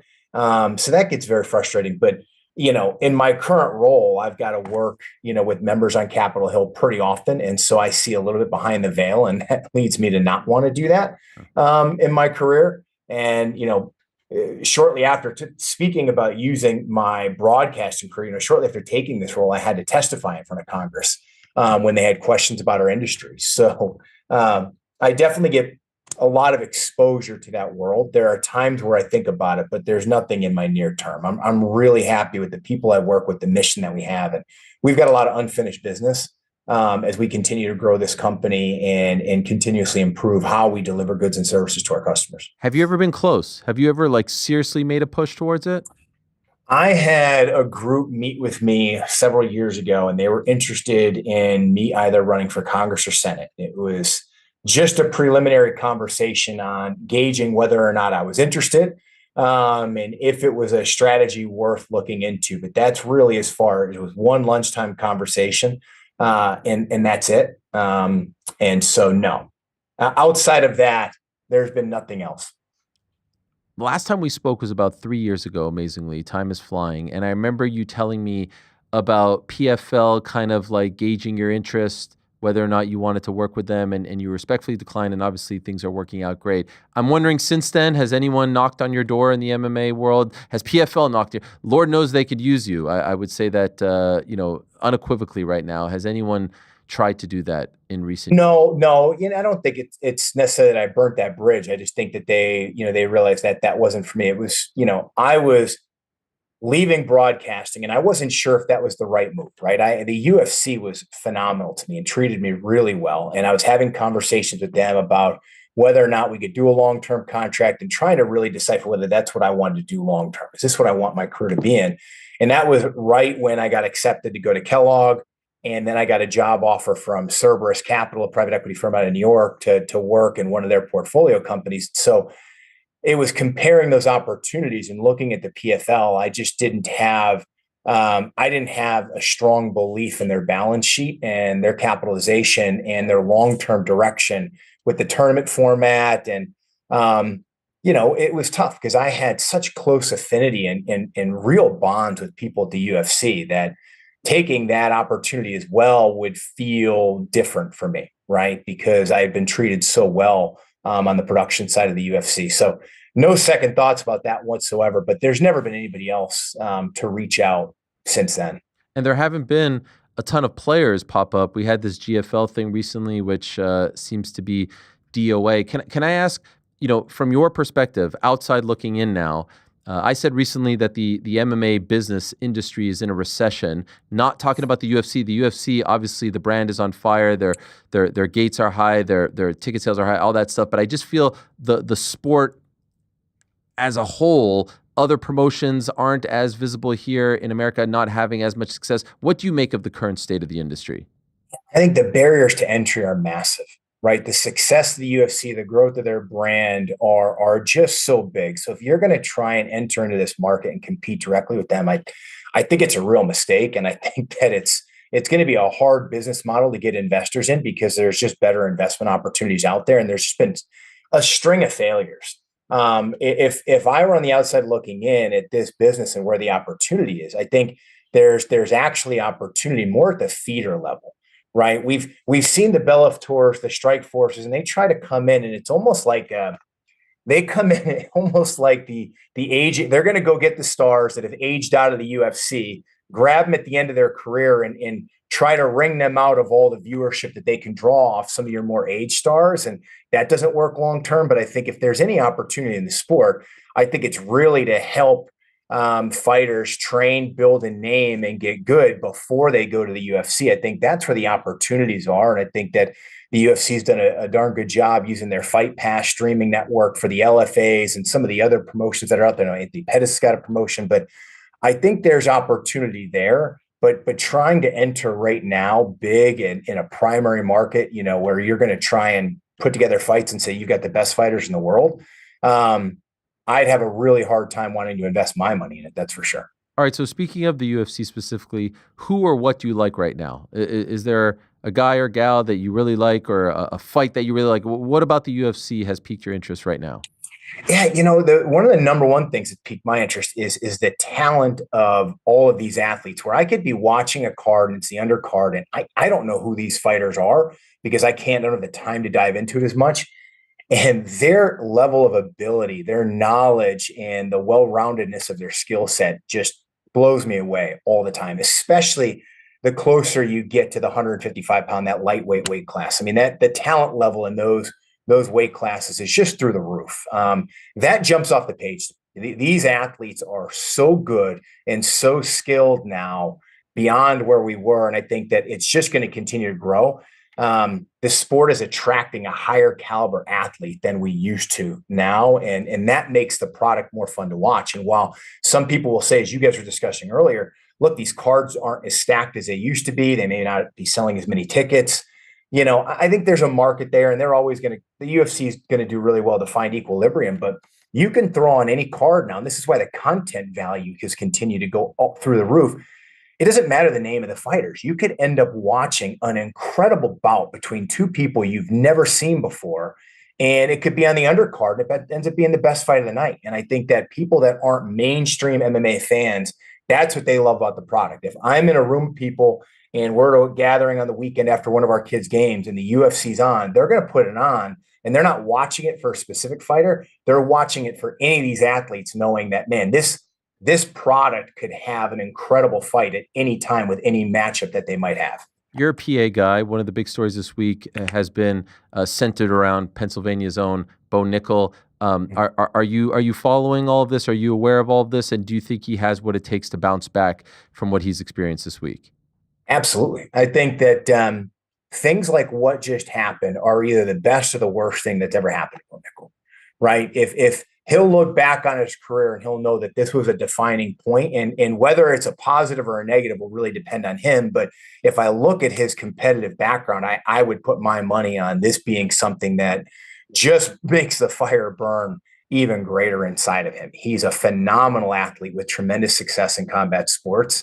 I think that he's only going to get better from this, and he'll find a way to use his core skill set more in fights and build off of that, instead of, you know, trying to be maybe whatever he was trying to be that night that helped cause him to fight. I think it was a mixture of, look, he fought a really good fighter who fought a great fight. He also didn't fight well, and that's not taking anything away from DeRitter, but I think the ceiling on him is still very high. And that things like this tend to be really good for athletes from a humility standpoint, and helping them make sure that, are the other aspects of your life, are they really in a position to support your career? Because if you're going to be a world champion in mixed martial arts, all aspects of your life have to be aligned towards you putting on the best performance you can, the 2 to 3 to 4 times you get to a year. And that's hard to do, right? That's hard to do if you're not a selfish person and you've got family members and you've got other passions. You know, I always think about fighters like, you know, Michael Bisping always comes to mind, where, you know, Mike was a family man. He had other things that maybe he was interested in, but first and foremost, Mike Bisping was a fighter. He was always incredibly focused on every fight that he had. And look what it resulted in from a career standpoint, from world championship to being a Hall of Famer. And I think that, you know, that mindset, we're going to find out if that's where Bo Nickel is. Every so often, that video of you at that Q&A, when I think it was 2017, someone asked you about someone who was, you know, outside of the UFC on your radar, and you mentioned there's this guy in Sweden. We find out it's Khamzat Chimaev. It pops up every so often, still to this day, because it was an incredible prediction. This is the clip here. It will every so often just like pop up on social media. Have you been waiting for this story arc to come to a completion? He still hasn't fought for a title. It seems like it's imminent, but I feel like you'll get to spike the football when and if he does become champion later this year.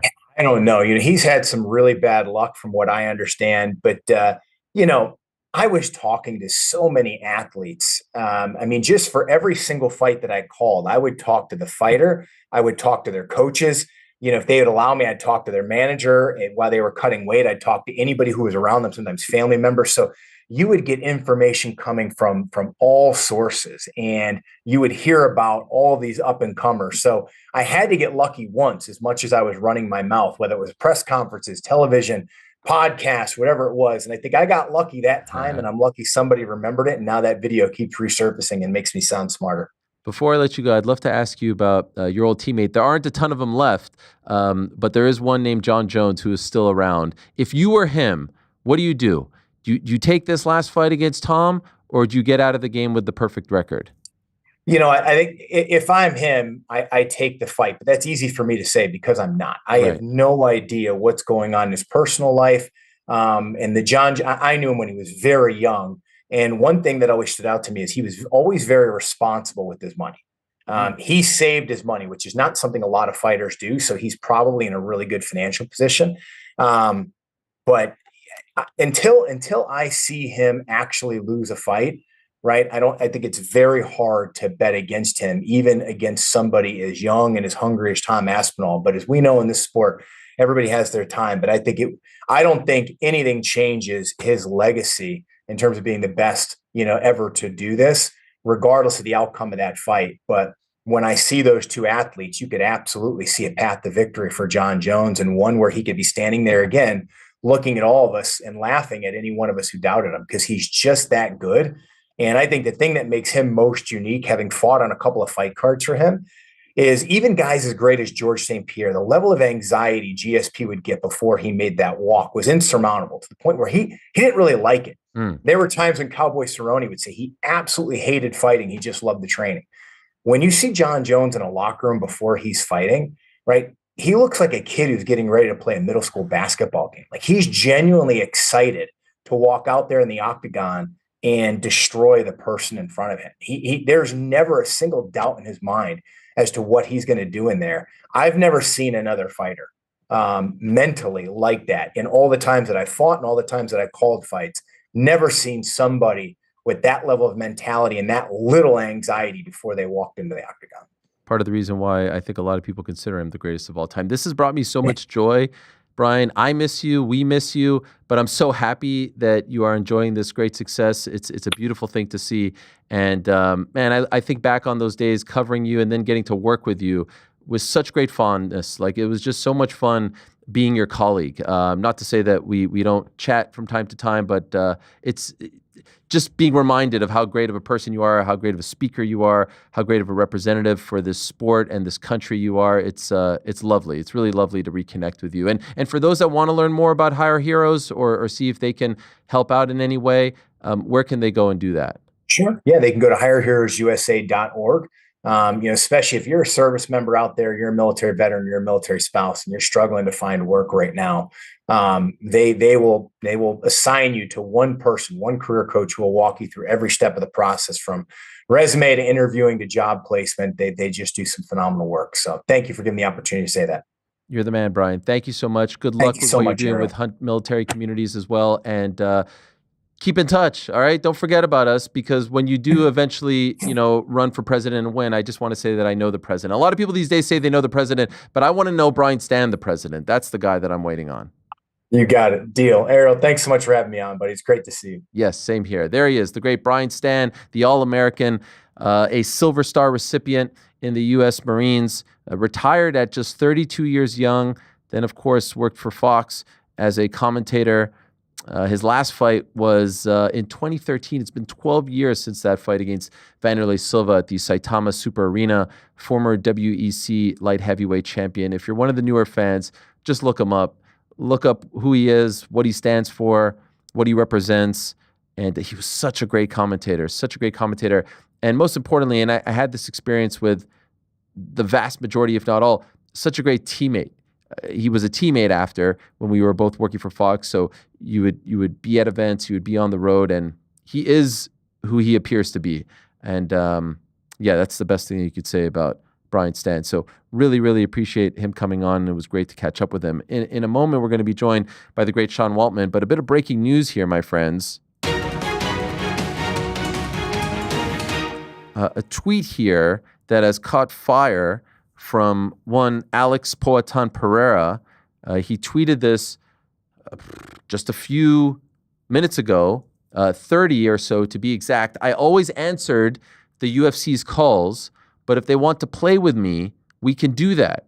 I've never spoken poorly of the UFC, but with what I've just heard, I'm disheartened.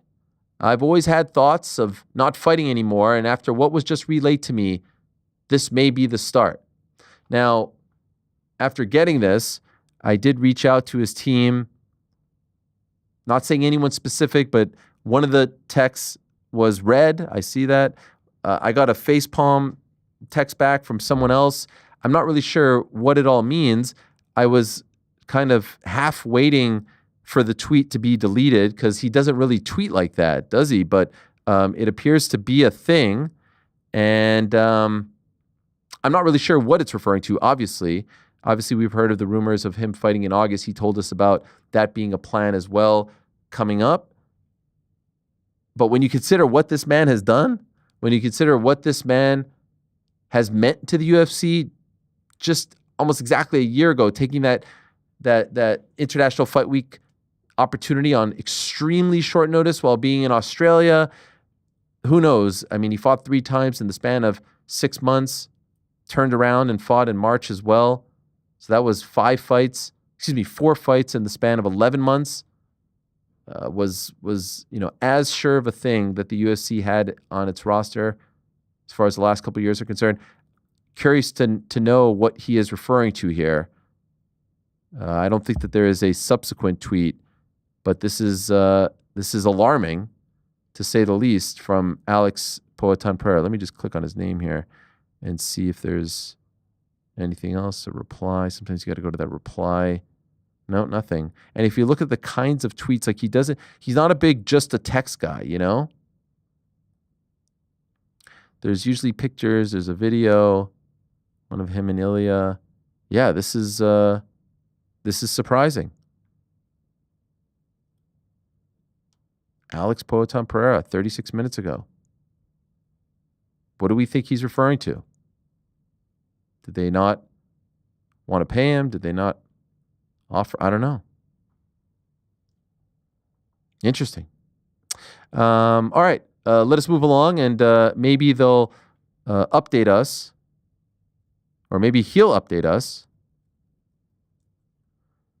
or maybe someone will text me back. Let me see. Did someone text me back? No one texted me back.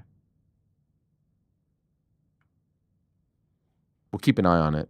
Some developing news there. I am so excited about our next guest. Have never had him on the show before. Very much looking forward to this. An absolute legend from the world of professional wrestling, and someone, if you ever hear people do interviews about wrestling, about the time in which he was a superstar in WWF and WCW, speak so highly of him as an opponent, as a colleague, as a dance partner, whatever you want to say. And it does really feel like over the years, he has gotten his flowers. He has gotten the respect and admiration that he has earned and deserved as well. He was once known as the Lightning Kid, then the 1-2-3 Kid, X-Pac, 6, many other monikers. Today, he's just Sean Waltman, a 2-time WWE Hall of Famer, an absolute legend of the game, and he is kind enough to join us right here and now on the program. Hello, Sean. How are you? It's great to have you on the show. Ariel, thank you so much, man. You can hear me okay? I can hear you just fine. Yeah, it's an absolute pleasure to have you on here. I know you don't do a ton of interviews, so thank you so much. Yeah, I don't really anymore, but hey, people don't probably know that I had a podcast for a while, and you were nice enough to come on mine. I appreciated that, man. Yeah, that was about 3 or so years ago. I was blown away that the great Sean Waltman would want me on his show. So I always wanted to have you back on, and this felt like a good time. And you know what? Off the top, if I can, I actually wanted to apologize to you. I feel like throughout my career, a few times in trying to convey a point, I have been guilty of using the term X-Pac heat in a somewhat negative light, and I don't think that's fair or right to you because your legacy is. Come on. So I want to apologize. I don't use that anymore because I actually think maybe one time I upset you when I used it. It's possible. I may have seen a tweet. So anyway, I just want to say I apologize if I offended you, and I don't like using that because you deserve better than that. Oh, stop. I'm not that. I'm pretty thick-skinned, Ariel, and plus, honestly, the term was appropriate at the time. I mean, we don't like when it's about us. We don't really want to hear it or whatever. But I'm cool with it. Matter of fact, I got a website. I haven't used it yet, but the domain xpac.com. Oh wow! I might use it for something. Really? Who came up with that term? Do you remember when it started? I have no idea. The people. The people online or in the whatever. All right. Well, I'm happy that you're in a good place with the term, but I did want to say that. How are you doing in life? From afar, it seems like you're very happy. You've got your dog, your cat. You're in a relationship. It seems like you're healthy. You're content. How is life treating you these days? Well, man, I couldn't ask for a better life, Ariel. Especially, I mean, a lot of people know, I had a really rough patch of my life. Like over probably a dozen years or so, maybe even more, where I was just in a real dark place and just constantly, in the news for all the wrong reasons. And so, when I finally got it, finally got this thing figured out, seems like. So, life is great. I've been married for 5 years. Buster, my dog, my best friend, I take him hiking all the time. It's just, but life is great, man. My wrestling and personal life, business stuff is balanced perfectly right now. I love to hear that. Can I ask, when you say like you were in a dark place, how did you turn things around? How did you get back on the right path? What was the turning point for you? Well, just like a lot of other people, you keep trying and keep falling down, and people get tired of helping. After they've tried and they've done their turn at helping you. Like I kind of almost ran out of all those people, and luckily, I just happened to be ready to do this, and I have dear friends now. Marie Menounos and her husband Kevin Undergaro, they kind of took me into their world, and got me set up with all the podcasting stuff, and just around all of their people, and it was exactly what I needed, and I was ready for the help, and I took full advantage of it. Yeah, there was obviously a time where it was like getting a little scary, right? Where, I had Lex Luger on the show recently, and he said that there was some odds out there that he would be the next pro wrestler to die young. And there were some headlines that were concerning for those that, loved and followed you from afar.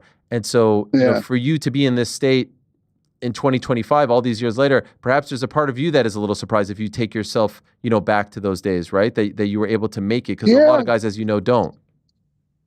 Yeah, because at some point, I just remember going what the hell is wrong with I just, am I ever gonna get this? Because I'm in a spot in my head where I want it, but I'm just not quite there yet. And it's like, man, you feel like giving up, but I didn't. So God bless. Well done. Yeah.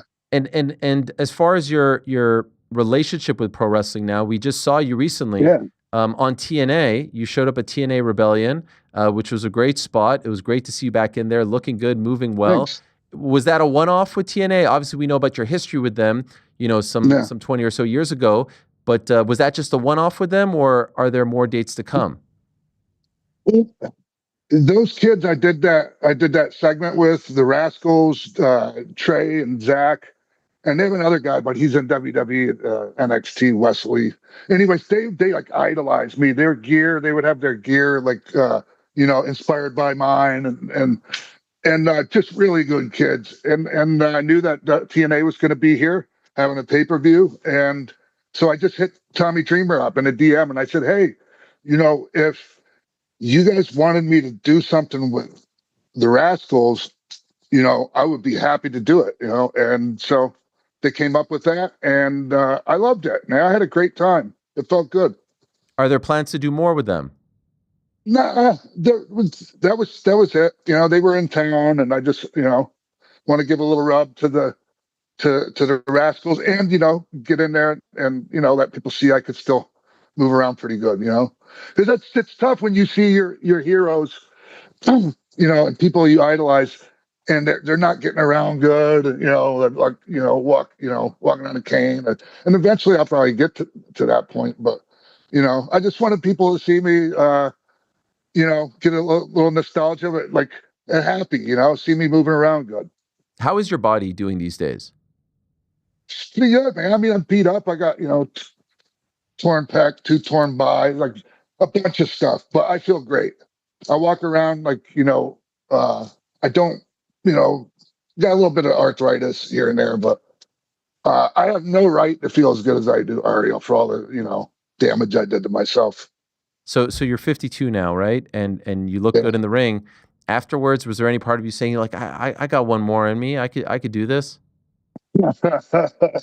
I mean, you know, probably. I mean, I could do it. Let's just put it that way. But it had to be the right, you know, or something special. You know, like some kind of a pay-per-view event, or you know, something big. But I'm fine with just showing up and do something like that every now and then. And you know, I didn't really have the itch really bad like a lot of people get. What was your impression just from the one night that you were there of TNA? Because it does seem like they're enjoying this renaissance. This relationship with WWE has helped them out a lot, and they're really getting back on track. Were you sensing that this was a ship moving in the right direction? I felt like it, and it was nice to see, you know, like the talent and everybody involved. You know, they were really upbeat. You know, positive attitude everywhere. Watching everybody, like, you know, putting their things together, working out what they're going to do in their segments. Everybody getting along great. You know, and I'm sure it's not perfect there, but you know. They had a hell of a crowd there. It just feels really good when you're, you know, a part of something like that and things are doing good. I read recently, I believe it was in March, where a report came out saying that you were working with the WWE ID program. You were helping some of the up-and-comers go over matches and things like that. Is that in fact true? And could you tell specifically what you are doing with them? Yeah, it is. You know, down at the Performance Center, when people come into the you know, get into the system down there and they're part of NXT. They have these things called stall sessions, and they're kind of like they do in like the NFL, like where, you know, you study. It's like tape study, you know, watching the footage of the game or however you want to put it, and you know, just dissecting it, breaking it apart, and you know, showing them where, yeah, hey, maybe you could have done this a little faster, maybe, you know, just things like that. And I do it over Zoom, and there's you know, they got about, I want to say about 20, I want to say, I call them kids, but, you know, some are, you know, in their 30s, so whatever. But they got a lot of really talented kids in that program, and, you know, I do the coaching over Zoom. I don't have to move to Florida. So, yeah, it's great, man. I love it. I really get a lot out of it. Is there a name or two that you can share with us from the program that you're very excited about, that you're very high on? They're already on the. There's a show on Tubi called it's Evolve. Yeah, and they do it. They do it at the PC, and you know, it's in a little studio. It kind of reminds me of old Georgia wrestling when I used to watch it. You know, so it's got a nice feel for me, anyways. And like a lot of the ID kids are on that Evolve show. You got these kids, they're really young too. Swipe Right, Jackson Drake. There's some other kids that haven't been on Evolve yet. There's a kid named Sam Holloway I think's going to do really well. Zeta Steel, she's part of the group on Evolve with Jackson Drake and Swipe Right. But I could go on, but there's a lot of talented kids out there, Ariel, you know, tons, man. Like, it's crazy. And WWE in itself is on fire. I'd love to ask you about WrestleMania. It has come and gone, and it was much talked about, the aftermath. How did you feel about the main event, the Night 2 main event, how it was booked, Rock not showing up, Cena going over, the Travis Scott thing? I'd love to get your opinion. Honest to God, it's the same thing that Steve Austin told you. I got out of there before the main event so I could beat the crowd. Wow. So I mean, I'm not trying to like, it wasn't ideal. I'm not, I don't want to get too much into it and like, step on too many toes. But I think a lot of people, were disappointed. Obviously, have you enjoyed the Cena heel turn? I did.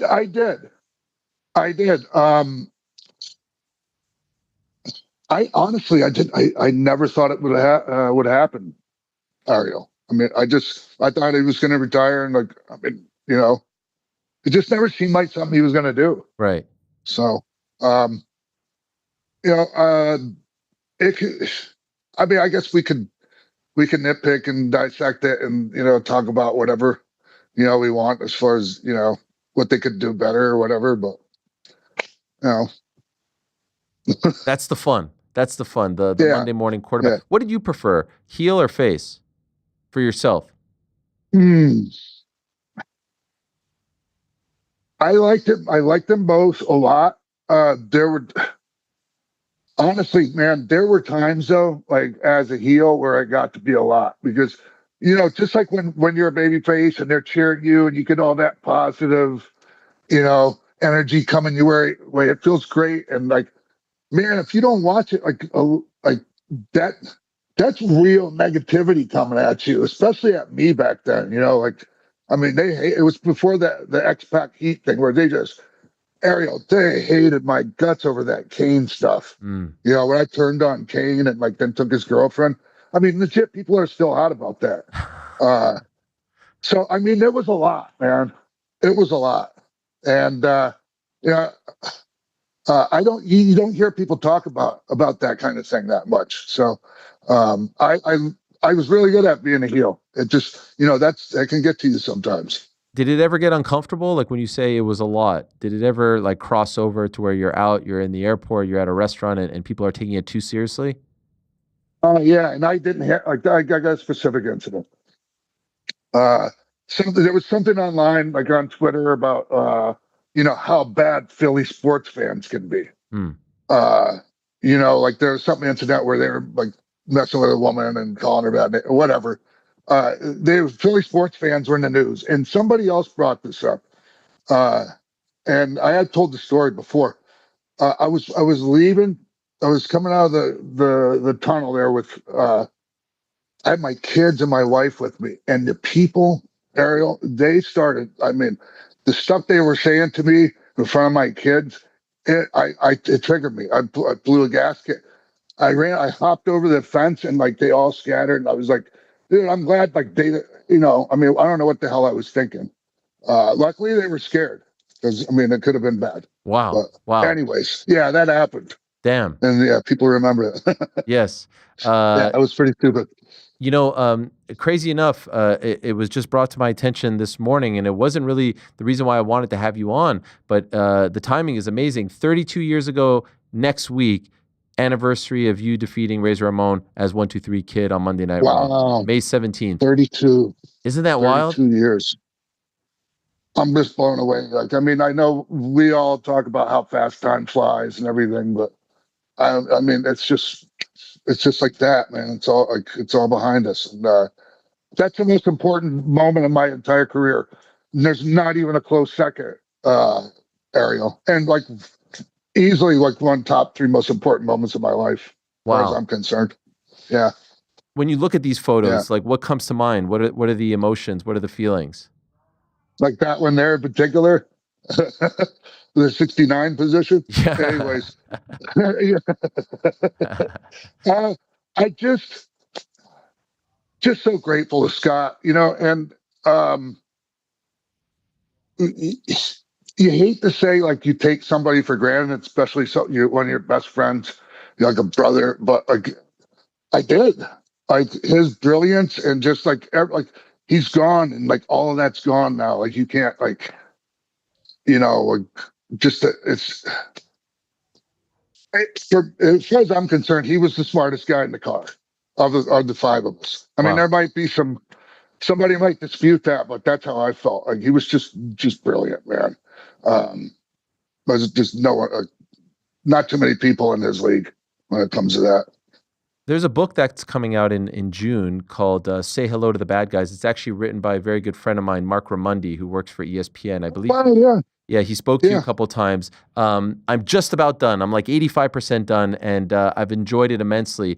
And of the many, I'm not going to give away too much. He did tremendous reporting for this book. It's really a great read. It comes out in June, like I said. But one of the takeaways, speaking of Scott, from the book, at least for me, was he was a brilliant team player as well. Like he didn't mind. He was very unselfish. He wanted to put people over. So the fact in retrospect that he would be the guy, because I would imagine there'd be some guys being like, I'm not going to lose to a guy named 123 Kid who's a quote unquote jobber, right?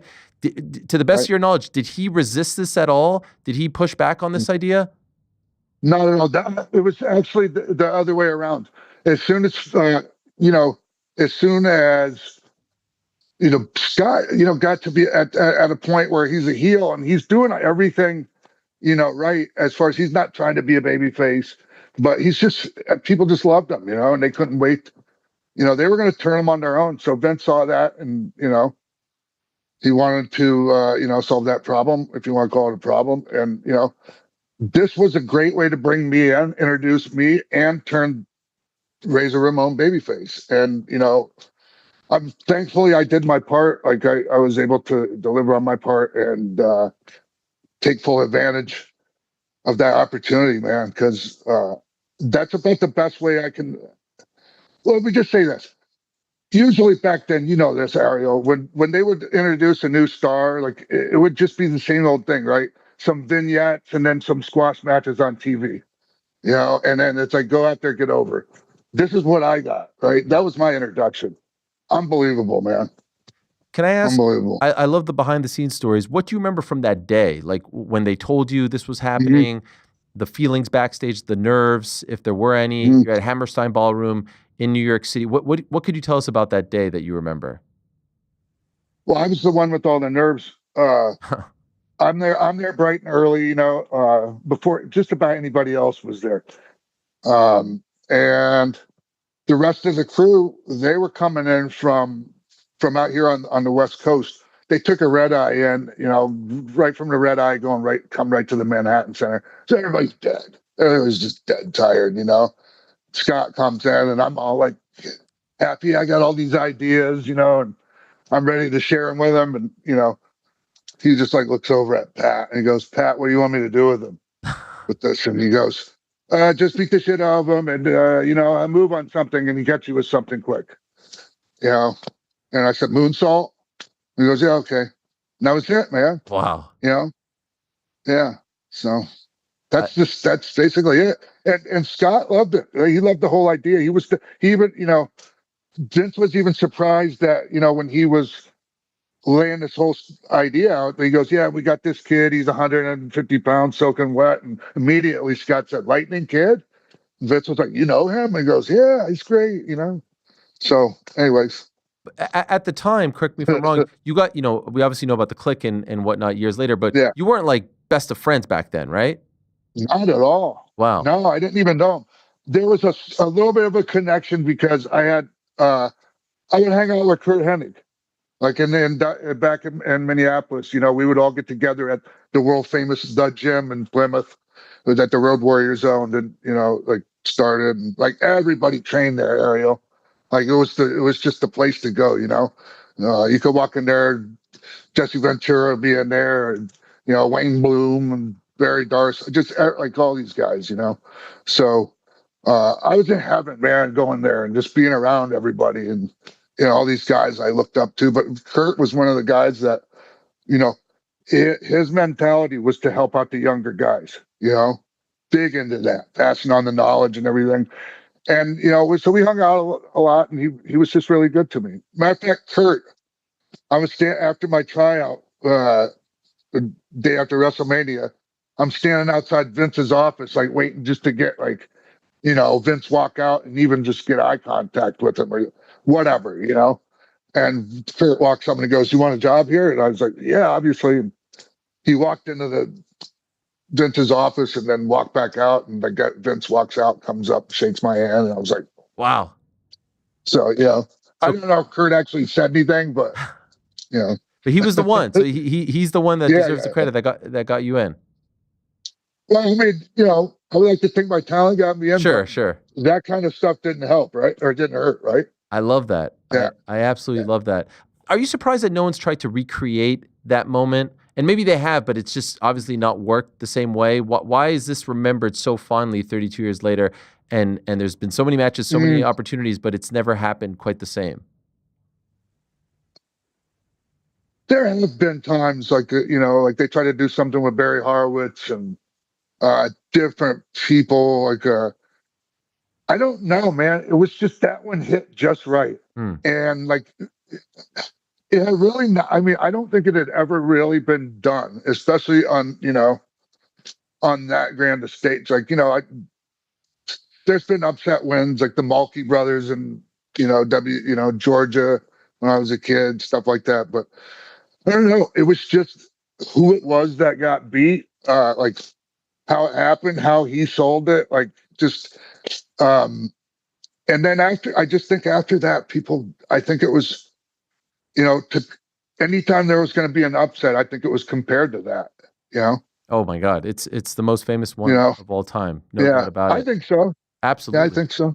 I remember where I was when it happened. I remember watching it. Also, 29 years ago this month, amazingly, the famous curtain call at Madison Square Garden. Yeah. You weren't actually there. Unfortunately, you were. I think you were in rehab at the time, right? I was in rehab. My first stint in rehab. But I was like up to speed on everything. Scott would call me, while I was in there and show me everything that was going on.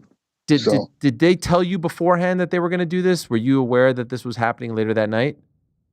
No. I don't even think they knew they were going to do it up until that night. Yeah, no, it wasn't mentioned to me. But I tell you what, man. Excuse me.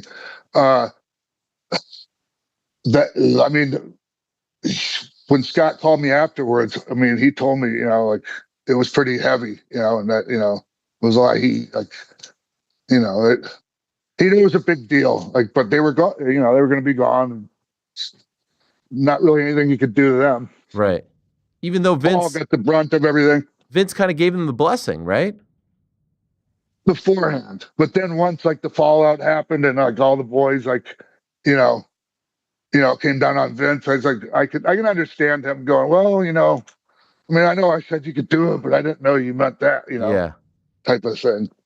Amazingly, regarding that, like there's like one grainy home video footage from like far. If that happens today, there's a gazillion cameras. Like I always wondered if that one guy didn't record that, if like the legacy of this story would have been the same. You know what I mean? If there was no visual evidence of it. That's a good question. Yeah, because it was a house show. Yeah, and it was like like way up in the right. The nosebleeds, right? And I don't know. I'm gonna tell you what though, like that existing really does help the legend of the curtain call. Sure. Well, so did you have FOMO? Like when you heard it happen, did you say, "Damn, I wish I was there"? I'm glad I missed out on that one, man. You wanted nothing to do with it. I mean, I would have been out, like, because I'd have been right up in there with them, So, yeah. You had your fair share. When I came back, after my rehab, Vince brought me into Connecticut, and I sat outside for 3 hours waiting for the meeting, and they brought me in and basically said, if you want to stay, we love you, but like you're gonna have to. Basically, he was telling me I'm gonna get the punishment just like Paul. Wow. And then he said, or you can go. You think you can get a better deal for you and your family? I'll let you go down and work for that billionaire asshole, and I'll give you a week. Give you a week to decide. I mean, I knew right away, but it was still really tough. It was really tough to tell him, I want to leave. Why would you get punished if you weren't involved? Just because, man, guilt by association, and we were all like, you know, that's how it was. Like, you know, you the clique, you guys are all in trouble. Right. Do you think Finally, if that was never on the table, like the current call doesn't happen, yes, you're in rehab, but you come back, but there's no punishment to be had, do you think you don't leave to WCW? No, I leave. You leave? The money was just too good? Oh, yeah. The money, and just, so I was at this point where, in my mind, and, you know, Vince looked at me a certain way. He liked me, like I was, you know, the guy they could put anyone in there with, and, you know, have a great match and all that. But like, I just thought Vince, there was a ceiling for where Vince thought, like, you know, I was, you know, upwardly mobile up until that point or whatever. And I had to leave, Ariel, to get him to look at me in a different light, you know, and to go down there and do what I did down there, you know, which I'm grateful for. I got to do things with Ric Flair and all that stuff with the Horsemen, and just being part of the NWO, man. You know, that was the biggest thing in wrestling, bar none. And so, like, you know, all that really helped, man, when I came back. So, Mark, it worked. There's some great reporting regarding the end of your time at WCW and the relationship with Eric Bischoff, and then you jumping back to WWE. When did you start to feel like this honeymoon is coming to an end? Because you only lasted around 2 years, right? Yeah. Well, there was a point there where even when I wasn't scheduled for my dates, like on the road, like Scott was in a pretty bad way, and Eric would have me come, and like on my days up, I was supposed to be at home. I'd be on the road babysitting Scott. You know, I hate to use that term, but that was basically what they were, you know, doing with me there. And I wouldn't even necessarily be in a match that night, you know. So that, and just, I don't know, there were other things. I was trying to get a raise, and I don't know. Just the situation, like the circumstances, like around, you know, how I got fired. You know, I was pissed. I was pretty pissed about it, you know. So, you know, and it was just the timing, Ariel. The timing. Sean was, you know, dropping the title, and he was going to be gone, and they wanted to continue to do the DX thing. And so Paul, you know, it was just really perfect timing. And Paul called me, and he was like, "Man, like, this is perfect. Come here, and we'll do the DX thing," and, you know, yada yada yada. And I knew that was what, you know, that was the plan. That was what I needed to do. And, you know, Kev and Scott and Eric, they'd smooth things over. And Eric was like, "Yeah, have Sean call me." And like, but man, I already had my mind made up, honestly. Your return was brilliant. That promo, the cut the mustard promo, legendary stuff. Did they really not know behind the scenes that you were going to talk about any of that? Hogan saying that Hall and Nash were being held hostage. They just let you, with an open mic, go out there and say whatever you wanted. That's right. Wow. Yeah. This is what Vince said. I'm getting ready to go out there. I'm nervous too, you know, because I don't know if people know this. Some people do. I have a fear of talking in public. Really? So that was something that was something I dealt with like my whole career. But Vince just said they're expecting, excuse me, they're expecting something big from you. Give it to them. And so that was what I gave them, you know. Yeah, the Scott Hall and Kevin Nash would be right here with us if they weren't being held hostage. Like, they didn't know I was saying any of that. And you know, we got sued, right? We got sued over that. And I remember doing the deposition, and, you know, they asked me, "Why did you say that?" And I was like, "Well, I was on the phone with Kev the night before, and he told me it would be a good idea if I said it." And it was like, you know, so. What was the reaction when you came back after saying all of that?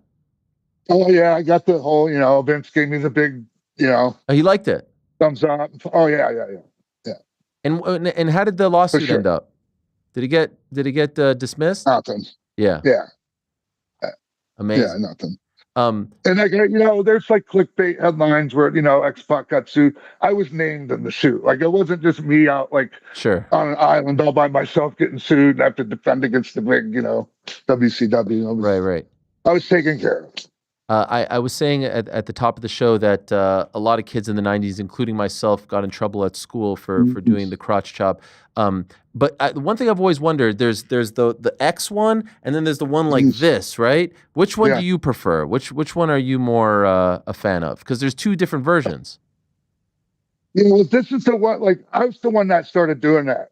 And I started doing it before I went to WCW. You could see it a little bit here and there. And it was just like this, you know. They just changed it to this, obviously, for DX, and like I'm fine either way. Either way, it's good. But the number one thing, Ariel, that I get told when I meet somebody in the street or anywhere, is when I was like in the third grade or however in middle school, I got suspended for some variation of that. Like that's the number one thing, man. And there's not even like. Just like the moment where I beat Scott, you know, the 1, 2, 3 kid moment being the number one moment and not even a close second. Same for this.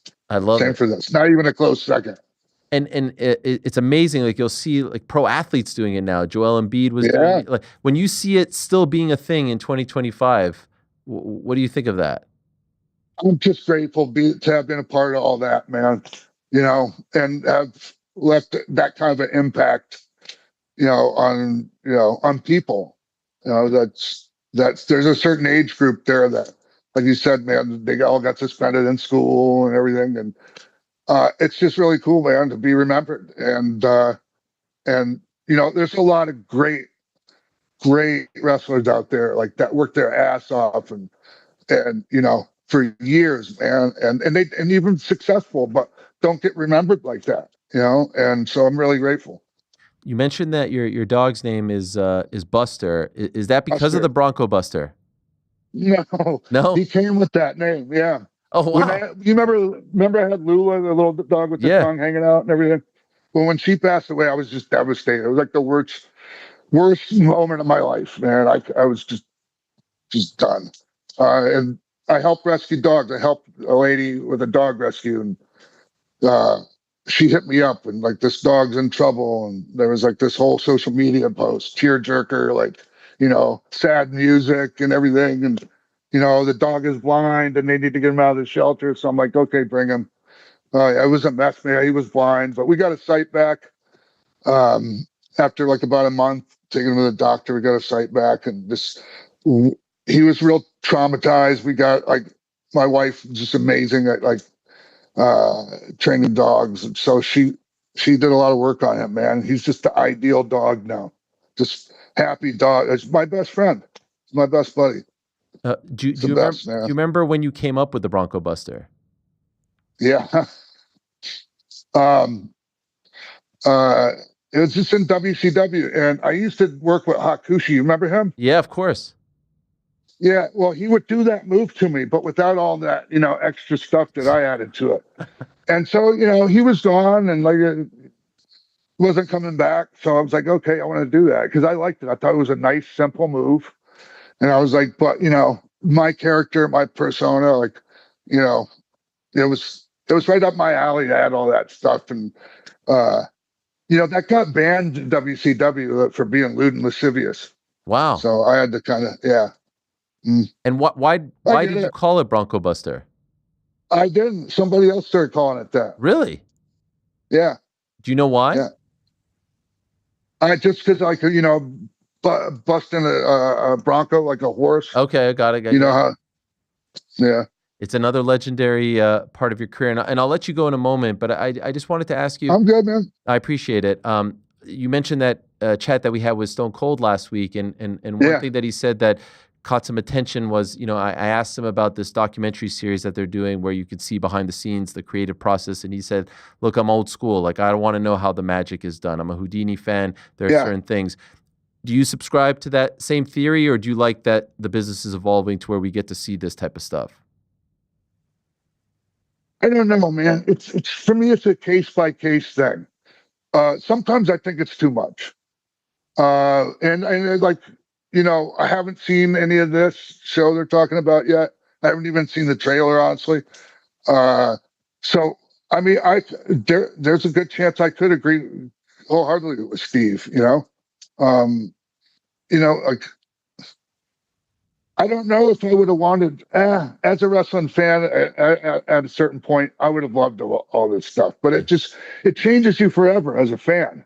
You know, once you see stuff like that, it makes it a little harder to go and watch it as a fan, you know, like to watch the product and just, you know, consume it as a fan, like without being, you know, tainted or however you want to put it. So I get what Steve's saying. One thing I've always appreciated about your style, obviously, is that there's a heavy martial arts influence to it. Yeah. I believe, like, when you were a young kid, you used to practice Taekwondo, correct? You used to compete? Yeah, Taekwondo. I would do some tournament, like Taekwondo tournaments and like some open tournaments too, like those point tournaments, stuff like that. So love that. And that was the number one, man. Like honestly, being able, like, it was Taekwondo, and like I did other stuff too, like Kyokushinkai and stuff later, but that's how I made it in wrestling, Ariel. Like, if I didn't have that, that was my equalizer, you know? That helped me be able to work with big guys. I had offense they could sell. So, you know, I mean, thank God for that. No, 100%, and it looked very real. It didn't look like you were doing a parody of it. It was very authentic, and I see, just following you on social media, you appear to be a big MMA fan. In fact, I think you might be a huge Paddy Pimblett fan. I've seen you tweet about. I am, yeah. Is that your guy? Yeah, he's one of them. I mean, like, for the guys I follow now, and like, he was a big DX fan when he was a kid too. So wow, you know, that helps. I love that. But yeah, no, I'm a big fan of his. I think he's money. So do you follow UFC regularly? Not like, you know, a hardcore fan. It's just so much going on. Yeah. You know, compared to when we were younger, and like, you know, in the 90s when UFC came out, and even like when some of those other ones came out, like, it's still like you could follow it, and you know. Well, I mean, everyone can still follow it. It's harder for me. It's a lot, yeah. I always say it's hard to jump on the treadmill. It's like going at 15 and to try to jump on there and know all the stories and the personalities. Same with wrestling, right? There's a lot of wrestling on TV. If you're trying to watch WWE, AEW, TNA, everything, the indies, there's Japan. You almost have to pick and choose at this point. Yeah, exactly. So, I mean, and I only have so much bandwidth at this point in my life. Term that everyone uses these days. Of course, yes, I know that. Obviously, Paul leading the charge, Sean leading the charge as far as NXT. I know Road Dogg involved backstage. Have you ever wanted to do that? Have you been asked to do that? Would you be interested in doing that, being an agent backstage recently? I'm open to it. And, you know, in the future, like, something might come up, and like, I mean, because even... you know, WWE or TKO, I'm sorry, just bought AAA. Yeah. You know, and I spent 4 years living in Mexico City and worked for AAA, and you know, being involved in like the creative process down there too at certain points. And, you know, so there's things like that. There's a lot going on there, but honestly, man, like I said earlier, Ariel, I got a really good balance in my life right now. You know, as far as appearances, stuff with WWE, and you know, hanging out with my dog. So, you know, I'm not saying it's not, you know, maybe in the future, but right now I'm good with how things are. Even without talking to you, you give off the impression of someone who's very happy, very content, very at peace.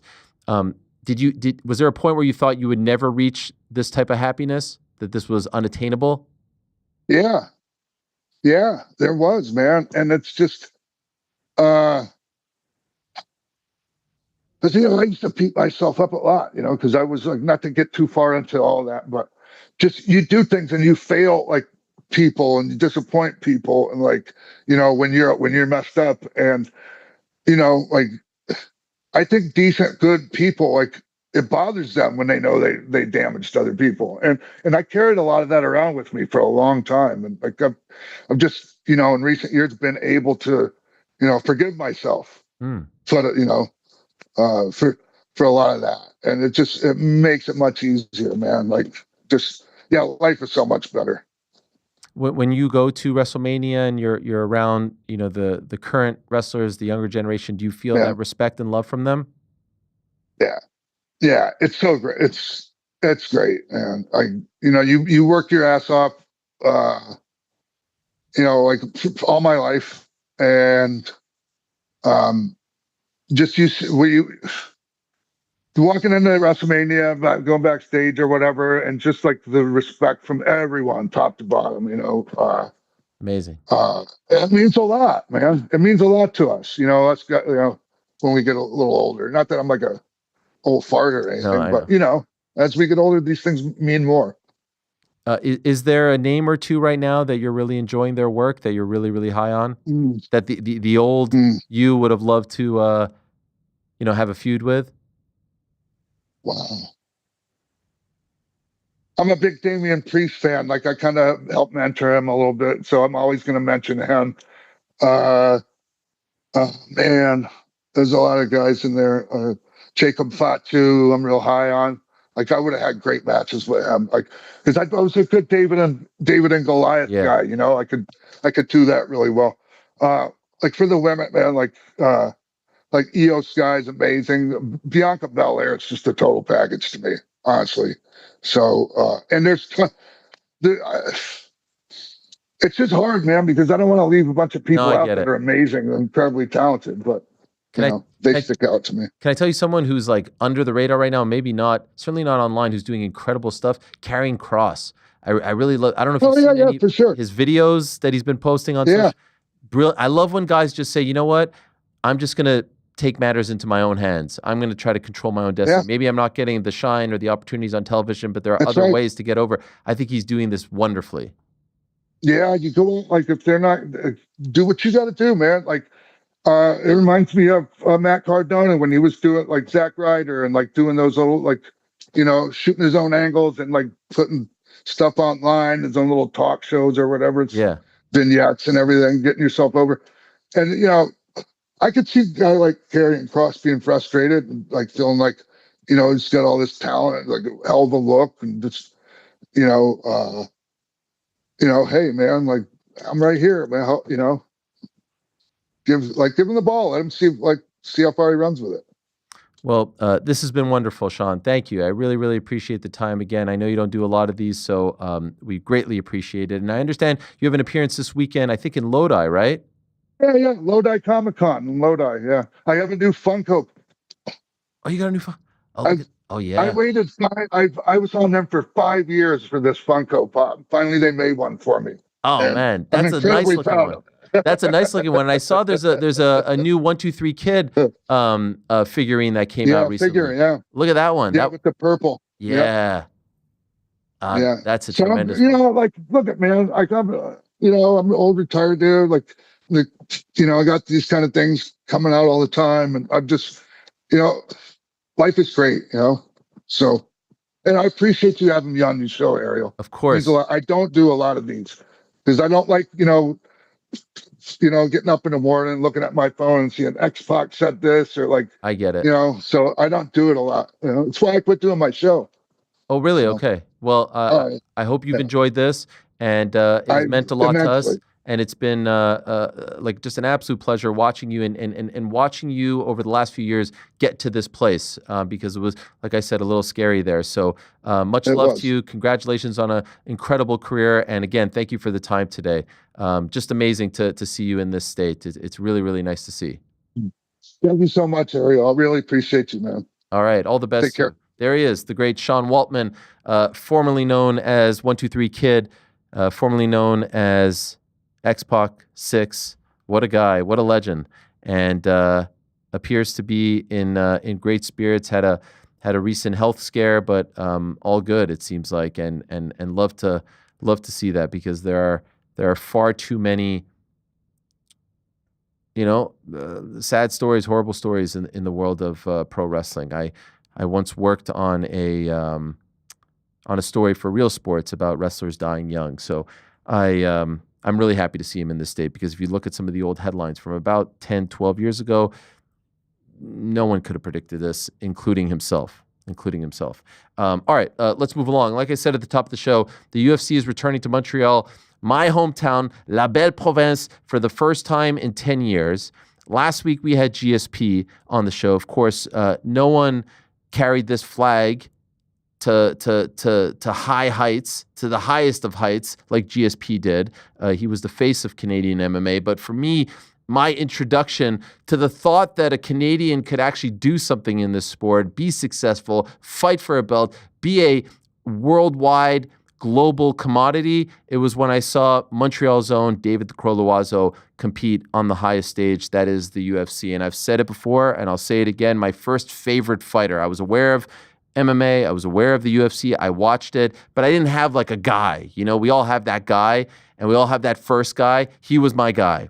Went to Dawson College, like a lot of my friends. I grew up very close to Dawson College. It was very relatable, very local, one of our own, like I say. And so with this big week in Montreal in the 514, I thought it would be great to reconnect with the Crow, David Loiseau, the man who fought Rich Franklin for the title at UFC 58 many moons ago. And there he is, the legend himself, David the Crow Loiseau, my guy. How are you, my friend? Man. Ariel, thanks for having me, bro. Thank you. It's a pleasure. It's a pleasure to have you. It's a real great privilege, and it seems like you're doing great. Like life is good, everything going well in your life. Hey, man, thank God. You know, I'm teaching. I found my calling. You know, helping others, motivating others. It's a fantastic journey, man.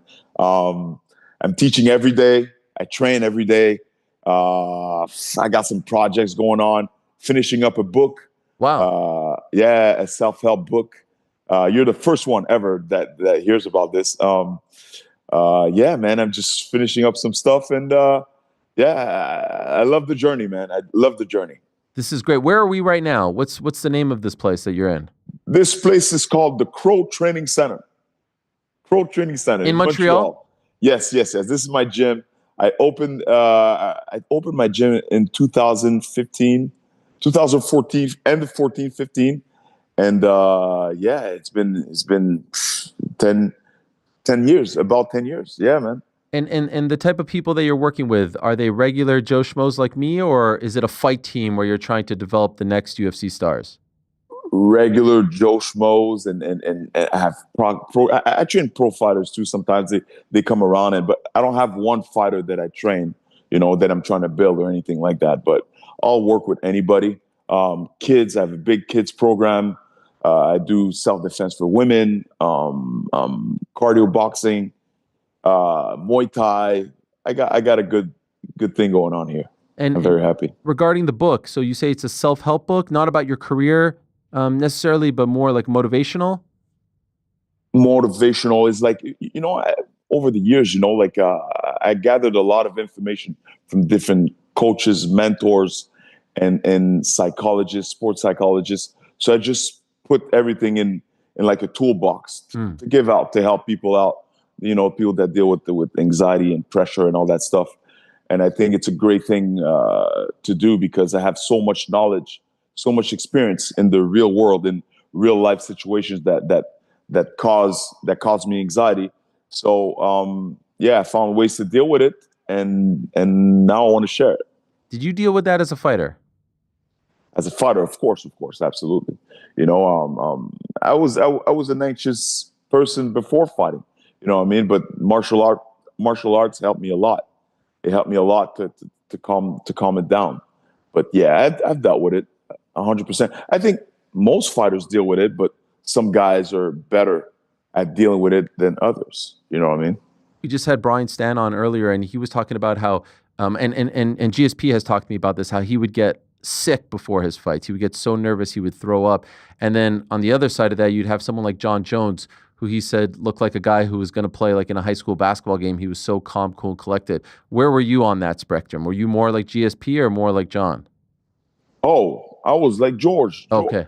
Man, I don't know if you heard about the story. George and I, before he fought Thomas Denny and I fought Tony Strickland, it was UCC in Montreal, Canada. I think it was 2001 or 2002. And we do the weigh-ins. Me and George were like this before. Like, we were very tight. And then after the weigh-ins, we go eat. We go to a restaurant on Sherbrooke Street. You know Montreal, right? Of course. Sherbrooke Street and VO, called Benihana. A Japanese restaurant. Yeah, a Japanese restaurant. So after the weigh-ins, you know, it's just me and him. And then we both almost have tears in our eyes. We're like, yo, man, this is too much pressure. You know, like forget about this, man. Like let's just do this fight, then we retire. Then I was going to go back to school. He was going to go back. I think he was going to go back to school as well, or just work.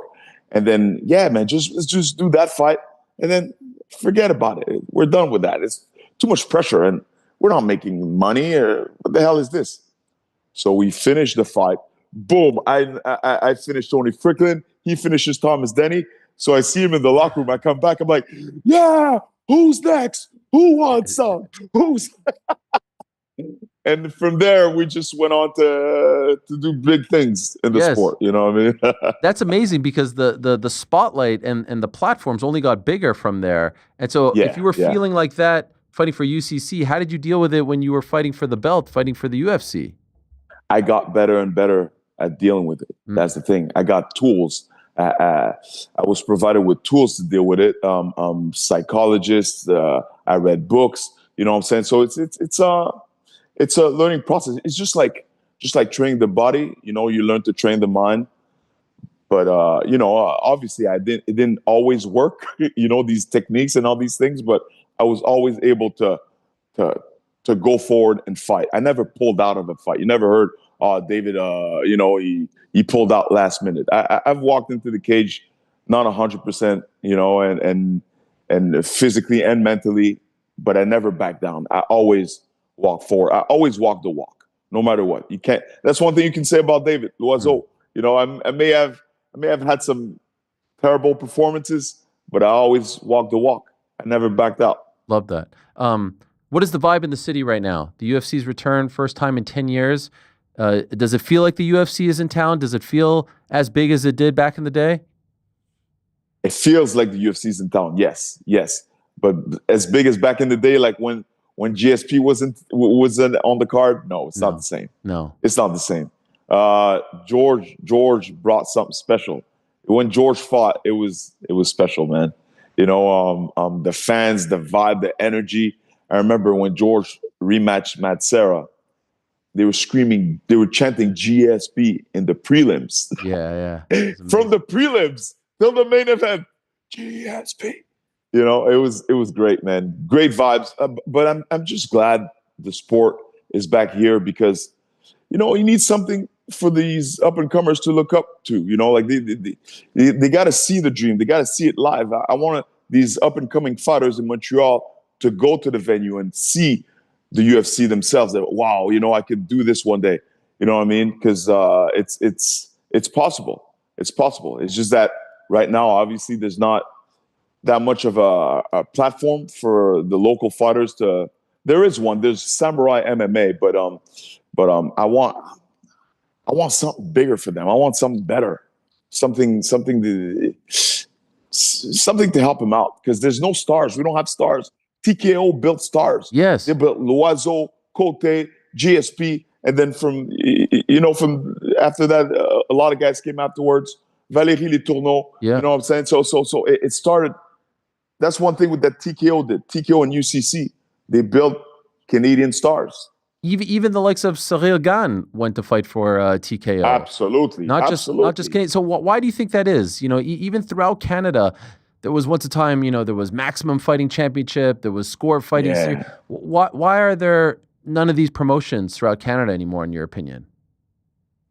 I have no idea. I don't know why. I don't know. Maybe it's the money. Maybe there's not enough money in the sport. There's not enough support, or I have no idea. I'm not involved in the sport like I was before. Before I used to eat, sleep MMA. You know, like that's all I did. But now I'm just focusing on martial arts, teaching martial arts, my side projects here and there. I have Crow Talk. You can see here. Yeah. Crow Talk. Yeah. Check it out on YouTube, Instagram, TikTok.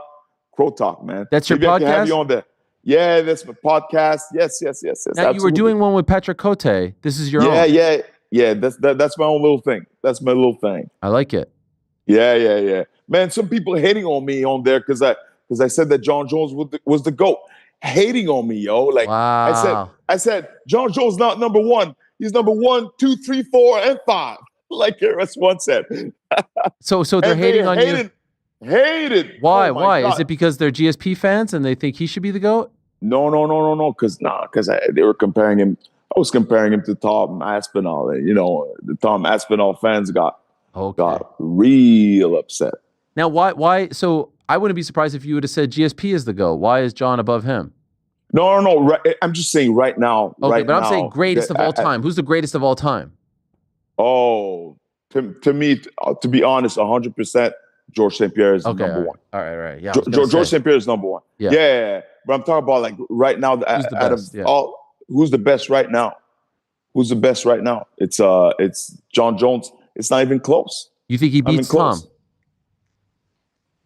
Absolutely. Well, that easily? John Jones will always find a way to win. Even at his age. Mark my words. Father Mark time. my words. John Jones will find a way to win.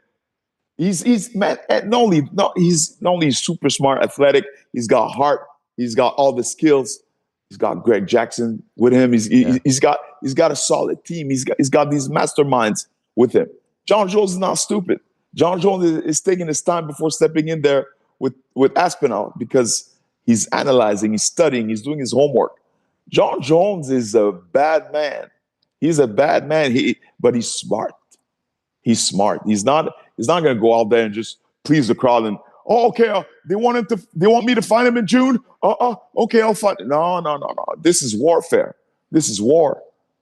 Everything is calculated. That's why he became the champ and stayed the champ. If you were him, would you take this fight, or does the risk outweigh the reward?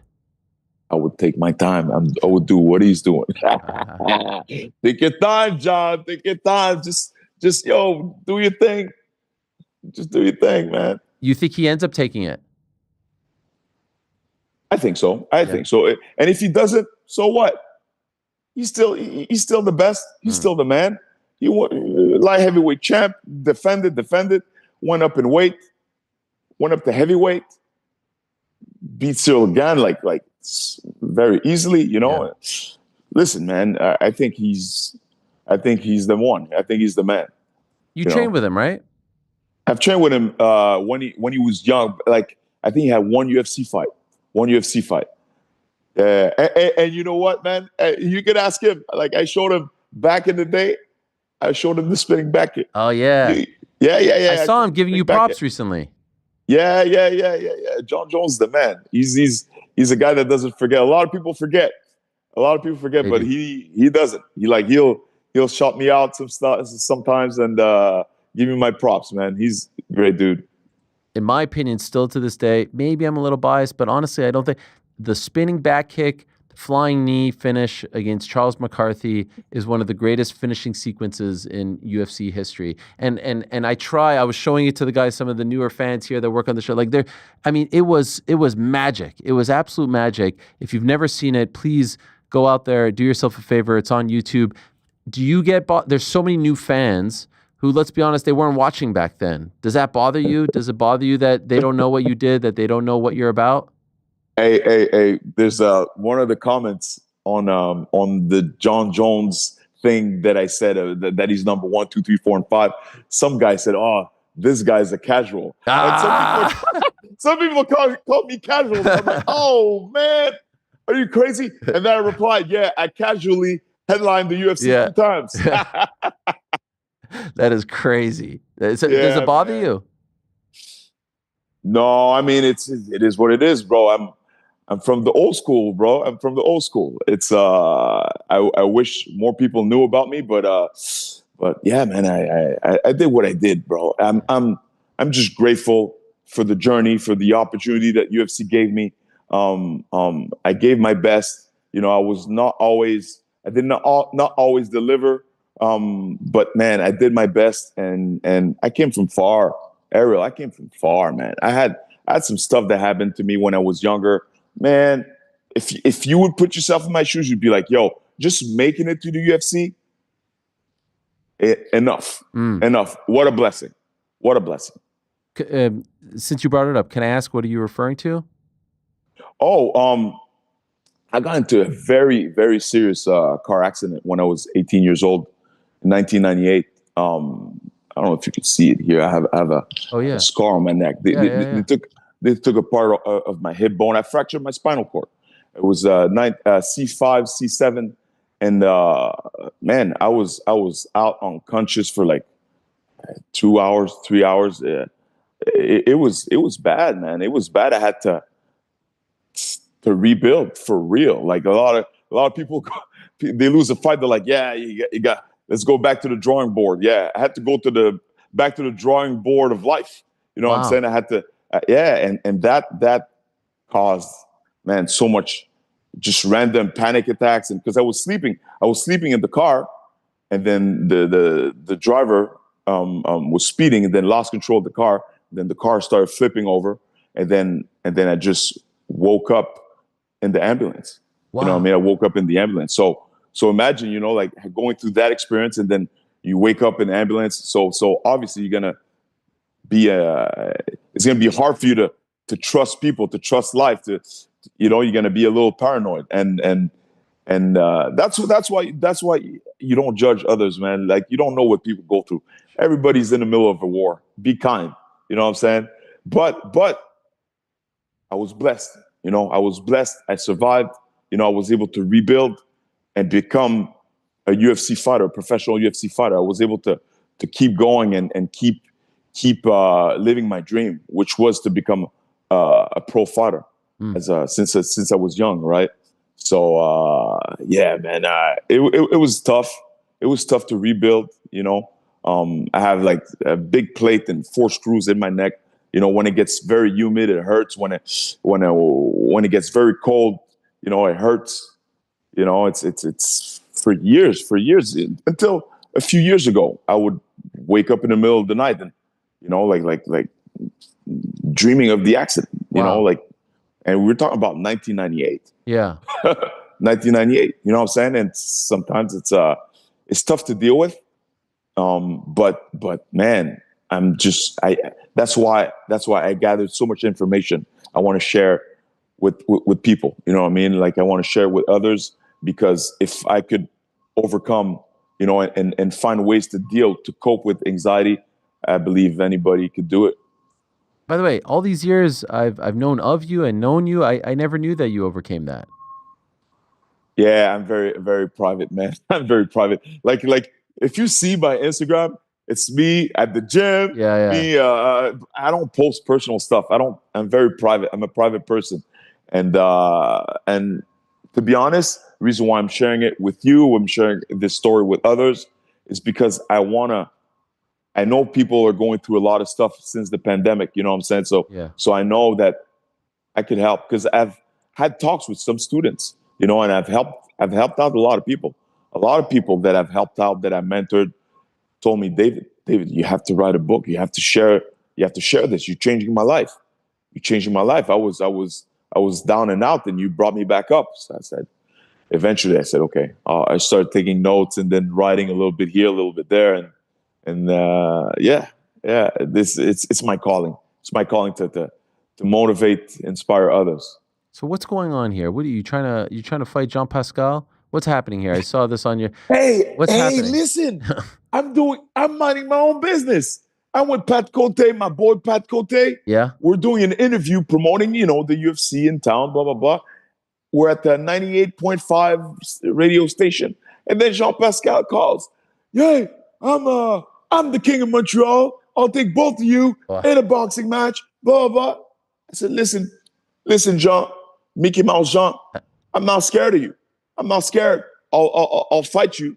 But if we fight in boxing, will you give me a rematch in MMA?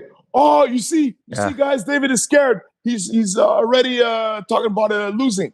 Hey, listen, you're a boxing world champion. I haven't fought in 10 years. You think I'm a realistic guy. But I know for sure that in MMA, it's going to take one kick and you're going to go down. You're going to go down, Jean Pascal.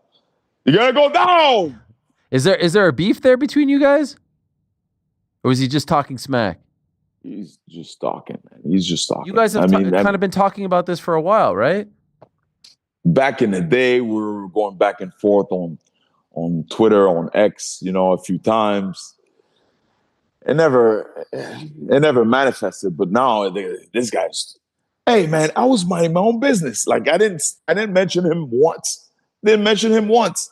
And then he comes out here. Hey, do you guys see Krota? You see that? Yes. Cool. Yeah. So yeah, I was just minding my own business. And then he just comes at us. He came at me and Pat. I said, Pat, hold on a second. Hold on, Pat. Let me take care of this. Let me take care of this, man. It's been a while. So yeah, I don't know if this fight's gonna happen. Listen, man, I'm 45. You know, I haven't fought in a long time. I've been focusing on different things. I teach a lot. I teach jiu-jitsu every day. I boxing, and I teach women, kids, adults. I'm in the teaching business, you know, and it's taking a lot of my time.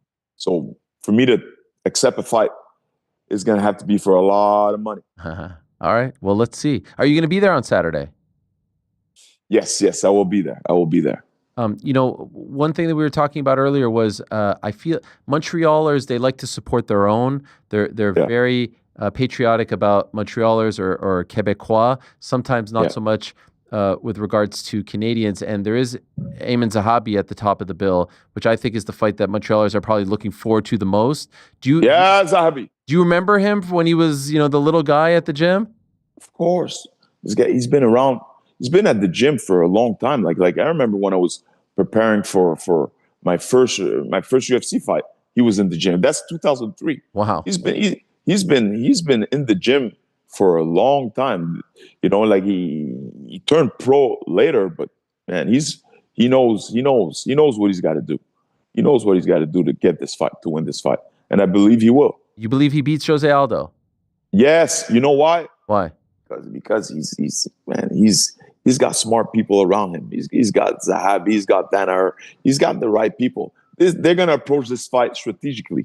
He's not gonna come out there and start swinging and no. He's gonna be very strategic, and I think he has what it takes to beat Aldo. I'm not saying that because listen, I don't train there anymore. I'm not affiliated with them anymore. I believe in my heart, and I really want him to win too. But like I believe in my heart that he can. He has what it takes to beat Jose Aldo. That'll be. Hey, this is not prime. Yeah. Aldo either. You know what I'm saying? So it's a different Aldo. I believe it's a different fighter. He's a different fighter than he was, and I really believe Ayman has a chance. He's I think he's on a winning streak. Yeah, he is on a winning streak. And yeah. I think he's good. Who do you like in the main event? The main event is what's it? Bilal Muhammad against Jack Della Maddalena. Listen, I think I don't follow these guys enough. You know what I'm saying? Let me back out. Let me back out of this one. I'm not going to call because I don't know the guys. I haven't seen enough footage of both guys to say this guy or that guy is going to win. You know what I'm saying? I'm not. A lot of people do that. They'll be like, no. Because I know Bilal. I don't know Jack. JDM. So all right. Yeah, JDM. So I'm not going to call. I'm not going to call it.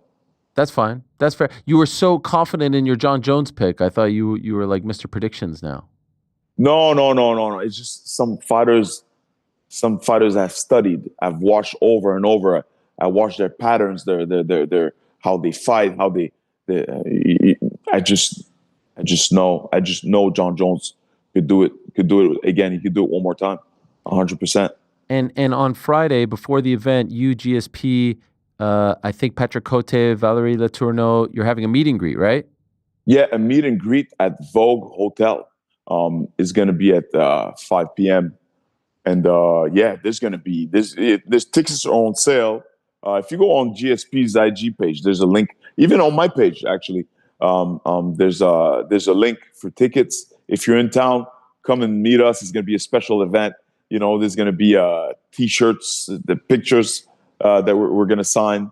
Myself, Valérie Letourneau, Pat Côté, and Olivier Aubin-Mercier will be joining Georges St-Pierre for man. It's they call it a night of the legends or something like that. You know, they're just giving props to the pioneers of MMA in Quebec, and I think it's important. It's important to recognize us and to give us props because you know we paved the way. Hell you yeah. know, I'm the first one. I paved the way. You know, I'm the first one to fight in the UFC from Quebec. You know, and I remember after my fight, that was 2003. It was in Miami, Florida, and I was like, right after the fight, no, the day after the fight, we're at the hotel, and then I saw Dana. Dana had hair back then. And hey, sir, thank you for having me. Hey, good job, kid. And then he said, I said, hey, listen, man, there's one guy that's gonna come up soon. His name is George. Look out for him. I remember saying that the day after my fight. Yeah, because I knew I was very close to George, and George was on a tear already. So it was just a matter of time. I love those stories, man. Yeah, Mark Weir, way back in the day, UFC 42, I think it was, sudden impact. Yeah. And that's why I wanted to have you on. You're the trailblazer, you're the pioneer, and you deserve that recognition and those flowers as well. So I'm so happy to see that you are doing well, that you're thriving. Looking forward to the book. Can't wait to read that as well. And love the fact that you'll be there on Saturday, that you're doing the thing on Friday. You deserve to be front and center anytime the UFC comes back to Montreal. So thank you so much, David. Really great to have you on to catch up again, and wishing you all the best, my man. Hey, thank you, my man. I appreciate it, Ariel. All the best. Thank you. Always. There he is, the great David the Crow Loiseau, the very first Quebecois, Montrealer to fight in the UFC. UFC 42, sudden impact. Mark Weir, knockout in the first round, 355. That, by the way, was the last show in Miami before they came back all those years later, when Izzy fought Alex Pereira. The headliner that night, Matt Hughes defeating Sean Shirk. And you know what's a funny thing about that one? Do you guys know who the play-by-play man was for that card? We've talked about this before. The play-by-play man for that card was... anyone? I got nothing. Who? Anyone. Well, you might be looking it up. Joe Rogan. Joe Rogan did the play-by-play. For those that don't understand what play-by-play is, that's the Anik role. That's the Mike Goldberg role. That's the Mauro Ranallo role. The Jim Lampley. He doesn't do that. He's a color analyst. Why did he? Goldberg was doing hockey. He had other commitments. Couldn't do it. So it was Rogan and Phil Baroni. Holy shit. That was the broadcast team. Oh my God. Joe Rogan and Phil Baroni. That's it's the American Airlines Arena. There. Was he any good? Do you remember? It was not bad. I mean, for a guy, and remember, he was very, very early. Yeah. I think he started in 97 or 96, but he was, first like the sideline guy, the backstage guy. And I believe, top of my head, that it was the only time that he did that. By the way, attendance that night, 6,700 at the American Airlines Arena, which is the same arena that they were just at, the Kaseya Center. It's had a million different names. The buy rate, 35,000. So those were lean years back then. There was a crazy, if my memory serves me correct, Loiseau was the curtain jerker. There was Pete Spratt beat Robbie Lawler. Rich Franklin beat Evan Tanner. That was a crazy one. Bang Ludwig beat Genki Sudo. Great stuff. Love it.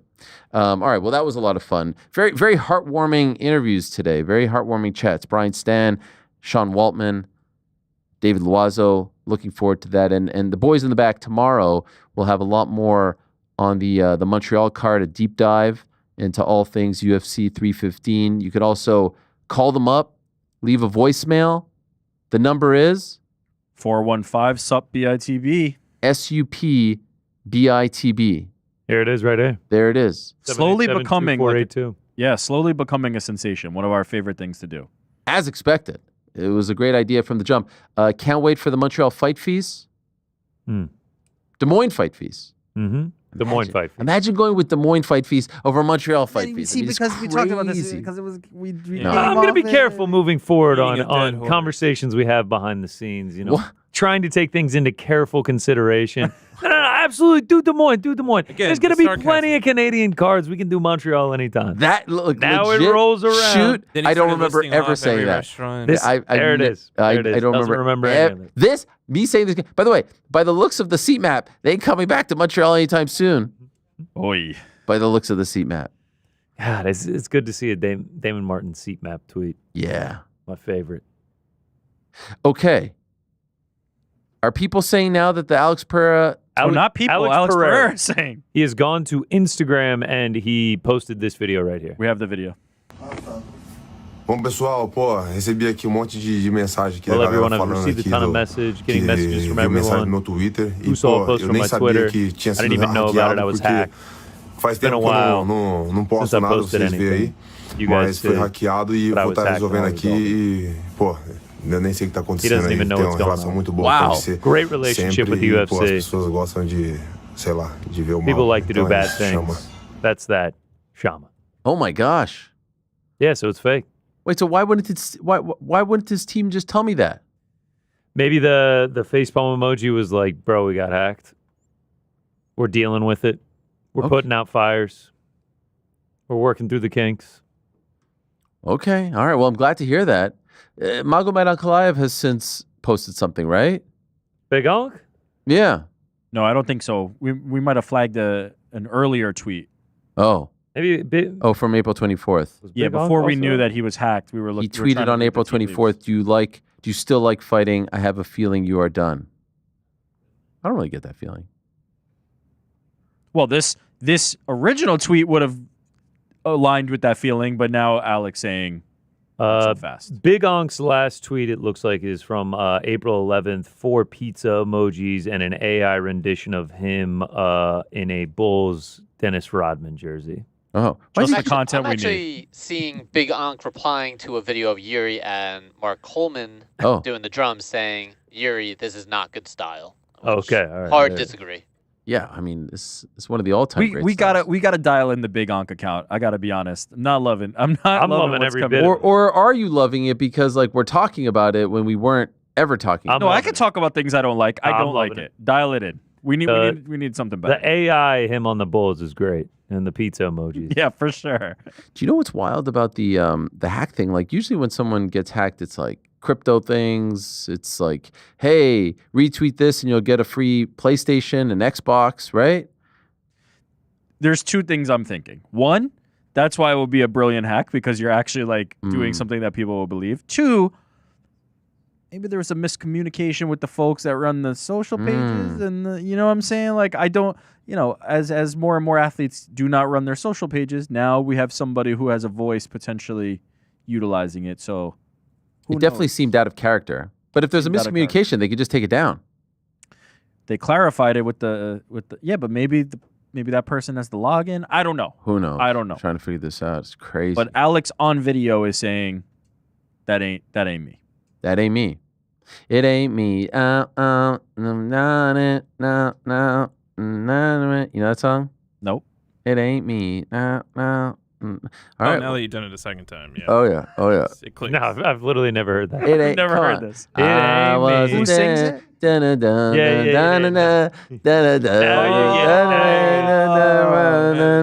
Yeah, by Kygo and Selena Gomez. Yeah. Is it Selena Gomez? Yeah. Hold on. Wow. My other.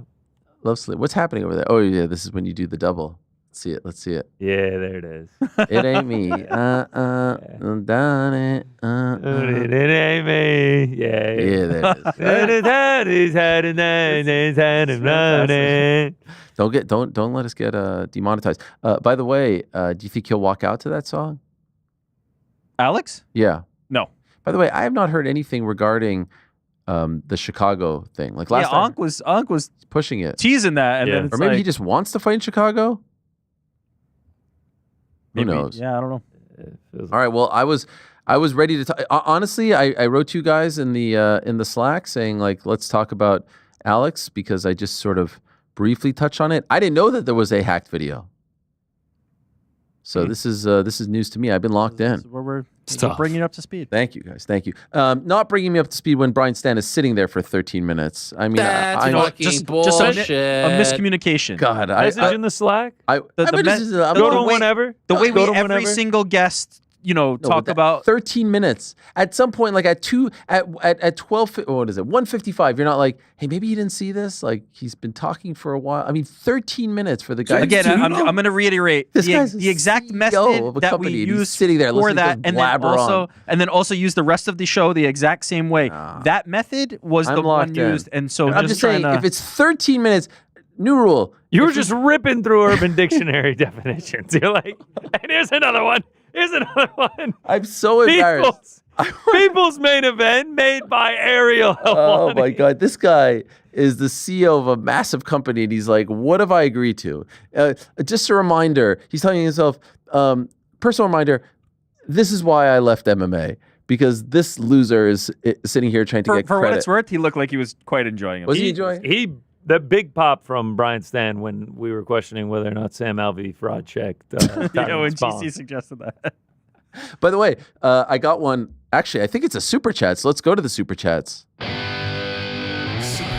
Is there not one there's the fraud check example in there, right? We're just gonna skip ahead. Well, I just saw it. So Lito says CM Punk was fraud check. Okay, is that a good one? Again, who thought CM Punk was going to be good at fighting? There were some. There were some. I think the bow falls perfectly because people thought he was going to. I mean, including him, thought he was going to be minus 1,000 as a favorite against Hamzat Chimaev. Like you do have to have expectations to be fraud checked. Wasn't CM Punk like a plus 900 to Mike Nobody Jackson? thought CM Punk was going to be good at fighting. I thought he was highly regarded. By who? The streets. No. The IWC. That's I'm not sure CM Punk thought. He was just giving it a go. All right, fine. No, this fraud checked. I don't stand for this. All right. What else? Jake from Windy City. Ariel, as a Brett fan, who was his greatest rival? Ooh, if you ask me, I know most people are inclined to say HBK, Shawn Michaels. If you ask me, it's Mr. Perfect. I enjoyed those matches more so than any of his matches. Brett, Mr. Perfect, I talked about the time there at the Montreal Forum, the time limit thing, all that. Magic. SummerSlam 88, I do believe it was. Magic. He was incredible with everyone. But if you ask me, it's Kurt Hennig. What else? And lastly, Duncan says, if Ariel's son was drafted by the Pacers and the other son was drafted by the Chiefs, who would Ariel support if they met the New York Knicks in the NBA Finals and the Bills in the Super Bowl? Well, neither of those matchups can happen. That's a good point. Thank you. Okay, so I don't have to answer. Yeah, that's right, because they're both in the same conference. Yeah, but I understand the point that he's trying to bring up here. The scenario. I've actually thought of this a lot. Like Obi Toppin is an example. I know he was drafted by the Knicks, big Knicks fan, but now he's on the Pacers. Is it easy to change allegiances if you're the family members? I would like to think so, right? I don't think that's even like I feel a moment of hesitation. Yeah, without a shadow of a doubt, if your kid makes it to the league and he is playing for a title, Patriots, you will be cheering. Like if my boy is playing for the Patriots or the Chiefs, like I'm all in. Dude, well, that's but I'm not dropping them. I'm not dropping they're number two. Right. Number two. You'll always cheer for your teams, but like you will support your. Okay, so let's say he gets drafted by who do I hate in the NFC? I don't really hate anyone in the NFC, but let's just say he gets drafted by the Giants, and then it's Giants Bills. Am I rooting for the Giants or am I rooting for the Bills? Like I always say, just one.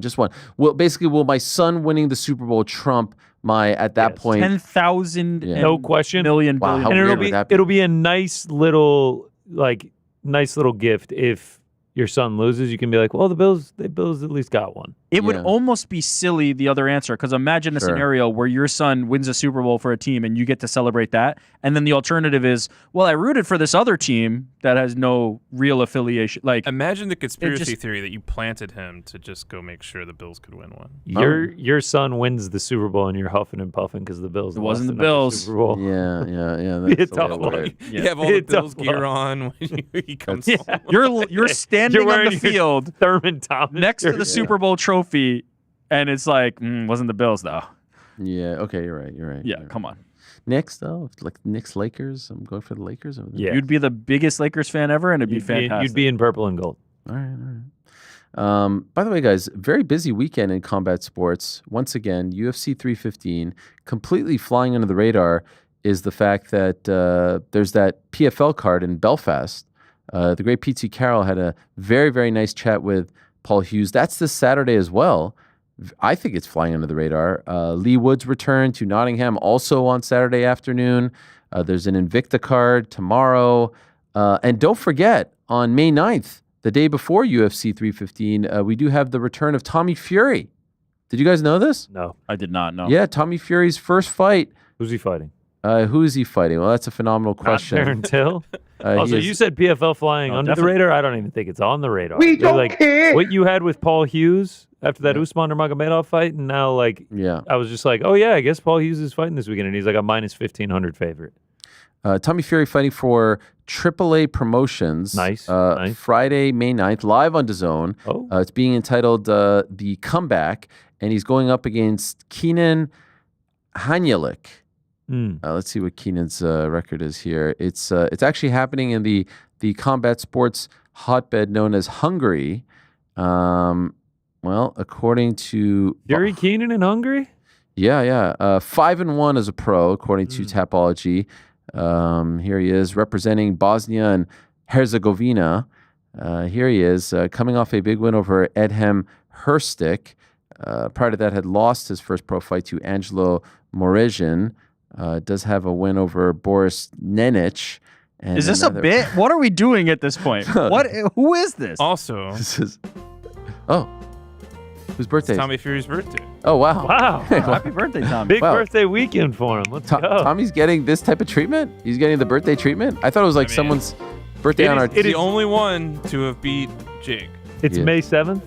Oh yeah, it is May 7th, 1999. How about that? 1999. How did you realize that? He knows everything about Tommy Fury. You got to know your enemy. His last fight, we were there. Wow, we were there for the last fight. He fought Olajide Olatunji. Yeah, isn't that just KSI? Also known as KSI. Yeah, we will not be there. I will not be watching that.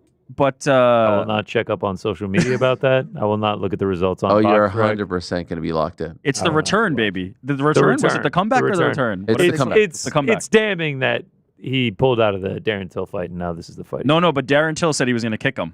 You remember? Okay. Don't forget. Keenan should just say he's going to. Was it Keenan or Kel? It was Keenan. It's Keenan. Oh boy! So look, there's a lot to get into. Deep dive on that card on Friday's Crack. I'm being told. Oh, for real? Yeah. I mean, it's Friday. So that's what I'll be watching. Yeah. Watch party pizza. We'll do one for DAZN. We'll do a Helwani vision. I love it. Up down. Friday afternoon. Yeah. By the way, we announced this yesterday. If you're in the city, June 20th, we'll be at Fanatics Fest doing we need to get some imagery for that. I keep thinking of this. Who the fuck is we? Yeah, I guess you're right. Anyway, we'll be there June 20th. We're gonna be doing a show that we will post on the channel at a later date. Oh. Okay. No. Okay. Anyway, that'll be on June 20th. Other exciting things to come. It is time to go. We got to get ready for game 2. And I'm nervous. You know why? Because we could be up 2-0. How do you feel, Rick, right now? You're down 2-0. About our team? Yeah. Oh, we're cooked as cook can be. Is that it? You're just throwing in the towel? Garland, Mobley, and Hunter out? Like, what? There's not even a shot in hell. So if my team was the number 1 seed, dominated the year, dominated the season, and this happened, I would be devastated. Does it not hit the same because... It's the 16. Yeah. So it's just like, whatever. I love this team. I'm very disappointed, but it doesn't hit like that. It's not like I got one. Are we gonna get Knicks Pacers Eastern Conference Finals? Yeah, it would be incredible. And then this fake rivalry. And then you'll be able to claim that it's a fake, which is one of the worst takes ever uttered. It's such a nothing. Nobody cares about this. It's not even a slander. This is slander. Please don't do this now. It is such a bad take. It's actually offensive. We were just in Pacers country. Do you know this past weekend, and they don't even talk about it. They don't care. We're in Pacers country. You were not in Indiana? No, but we're near. We're close, man. No one gives a fucking They don't have a pro team. Listen, they care more about the Hawkeyes and the Cyclones. They care more about Pork Fest 37. 30 years ago today, actually, Reggie Miller scored 8 points. No, what was it? 6 points Anything in 8 in seconds. Recent history or just the 30 years? Yeah, literally last year's playoffs. Roy Hibbert. Literally last Remember year. when Roy Hibbert 2024. Roy Hibbert blocked Melo in 2013. Wow. The memes. Nothing. It was exactly Boston 12 and New months York ago. is more significant. By the way, they can't tell you how to feel. Thank you, on Air Jordan. But in the last 30 years, we played the Pacers more in the playoffs than the Celtics. Anyway, thank you, David Loiseau. Thank you, Sean Waltman. Thank you, Brian Stann. Thanks all of you. Thanks all of them. Back to far as I tell you, peace.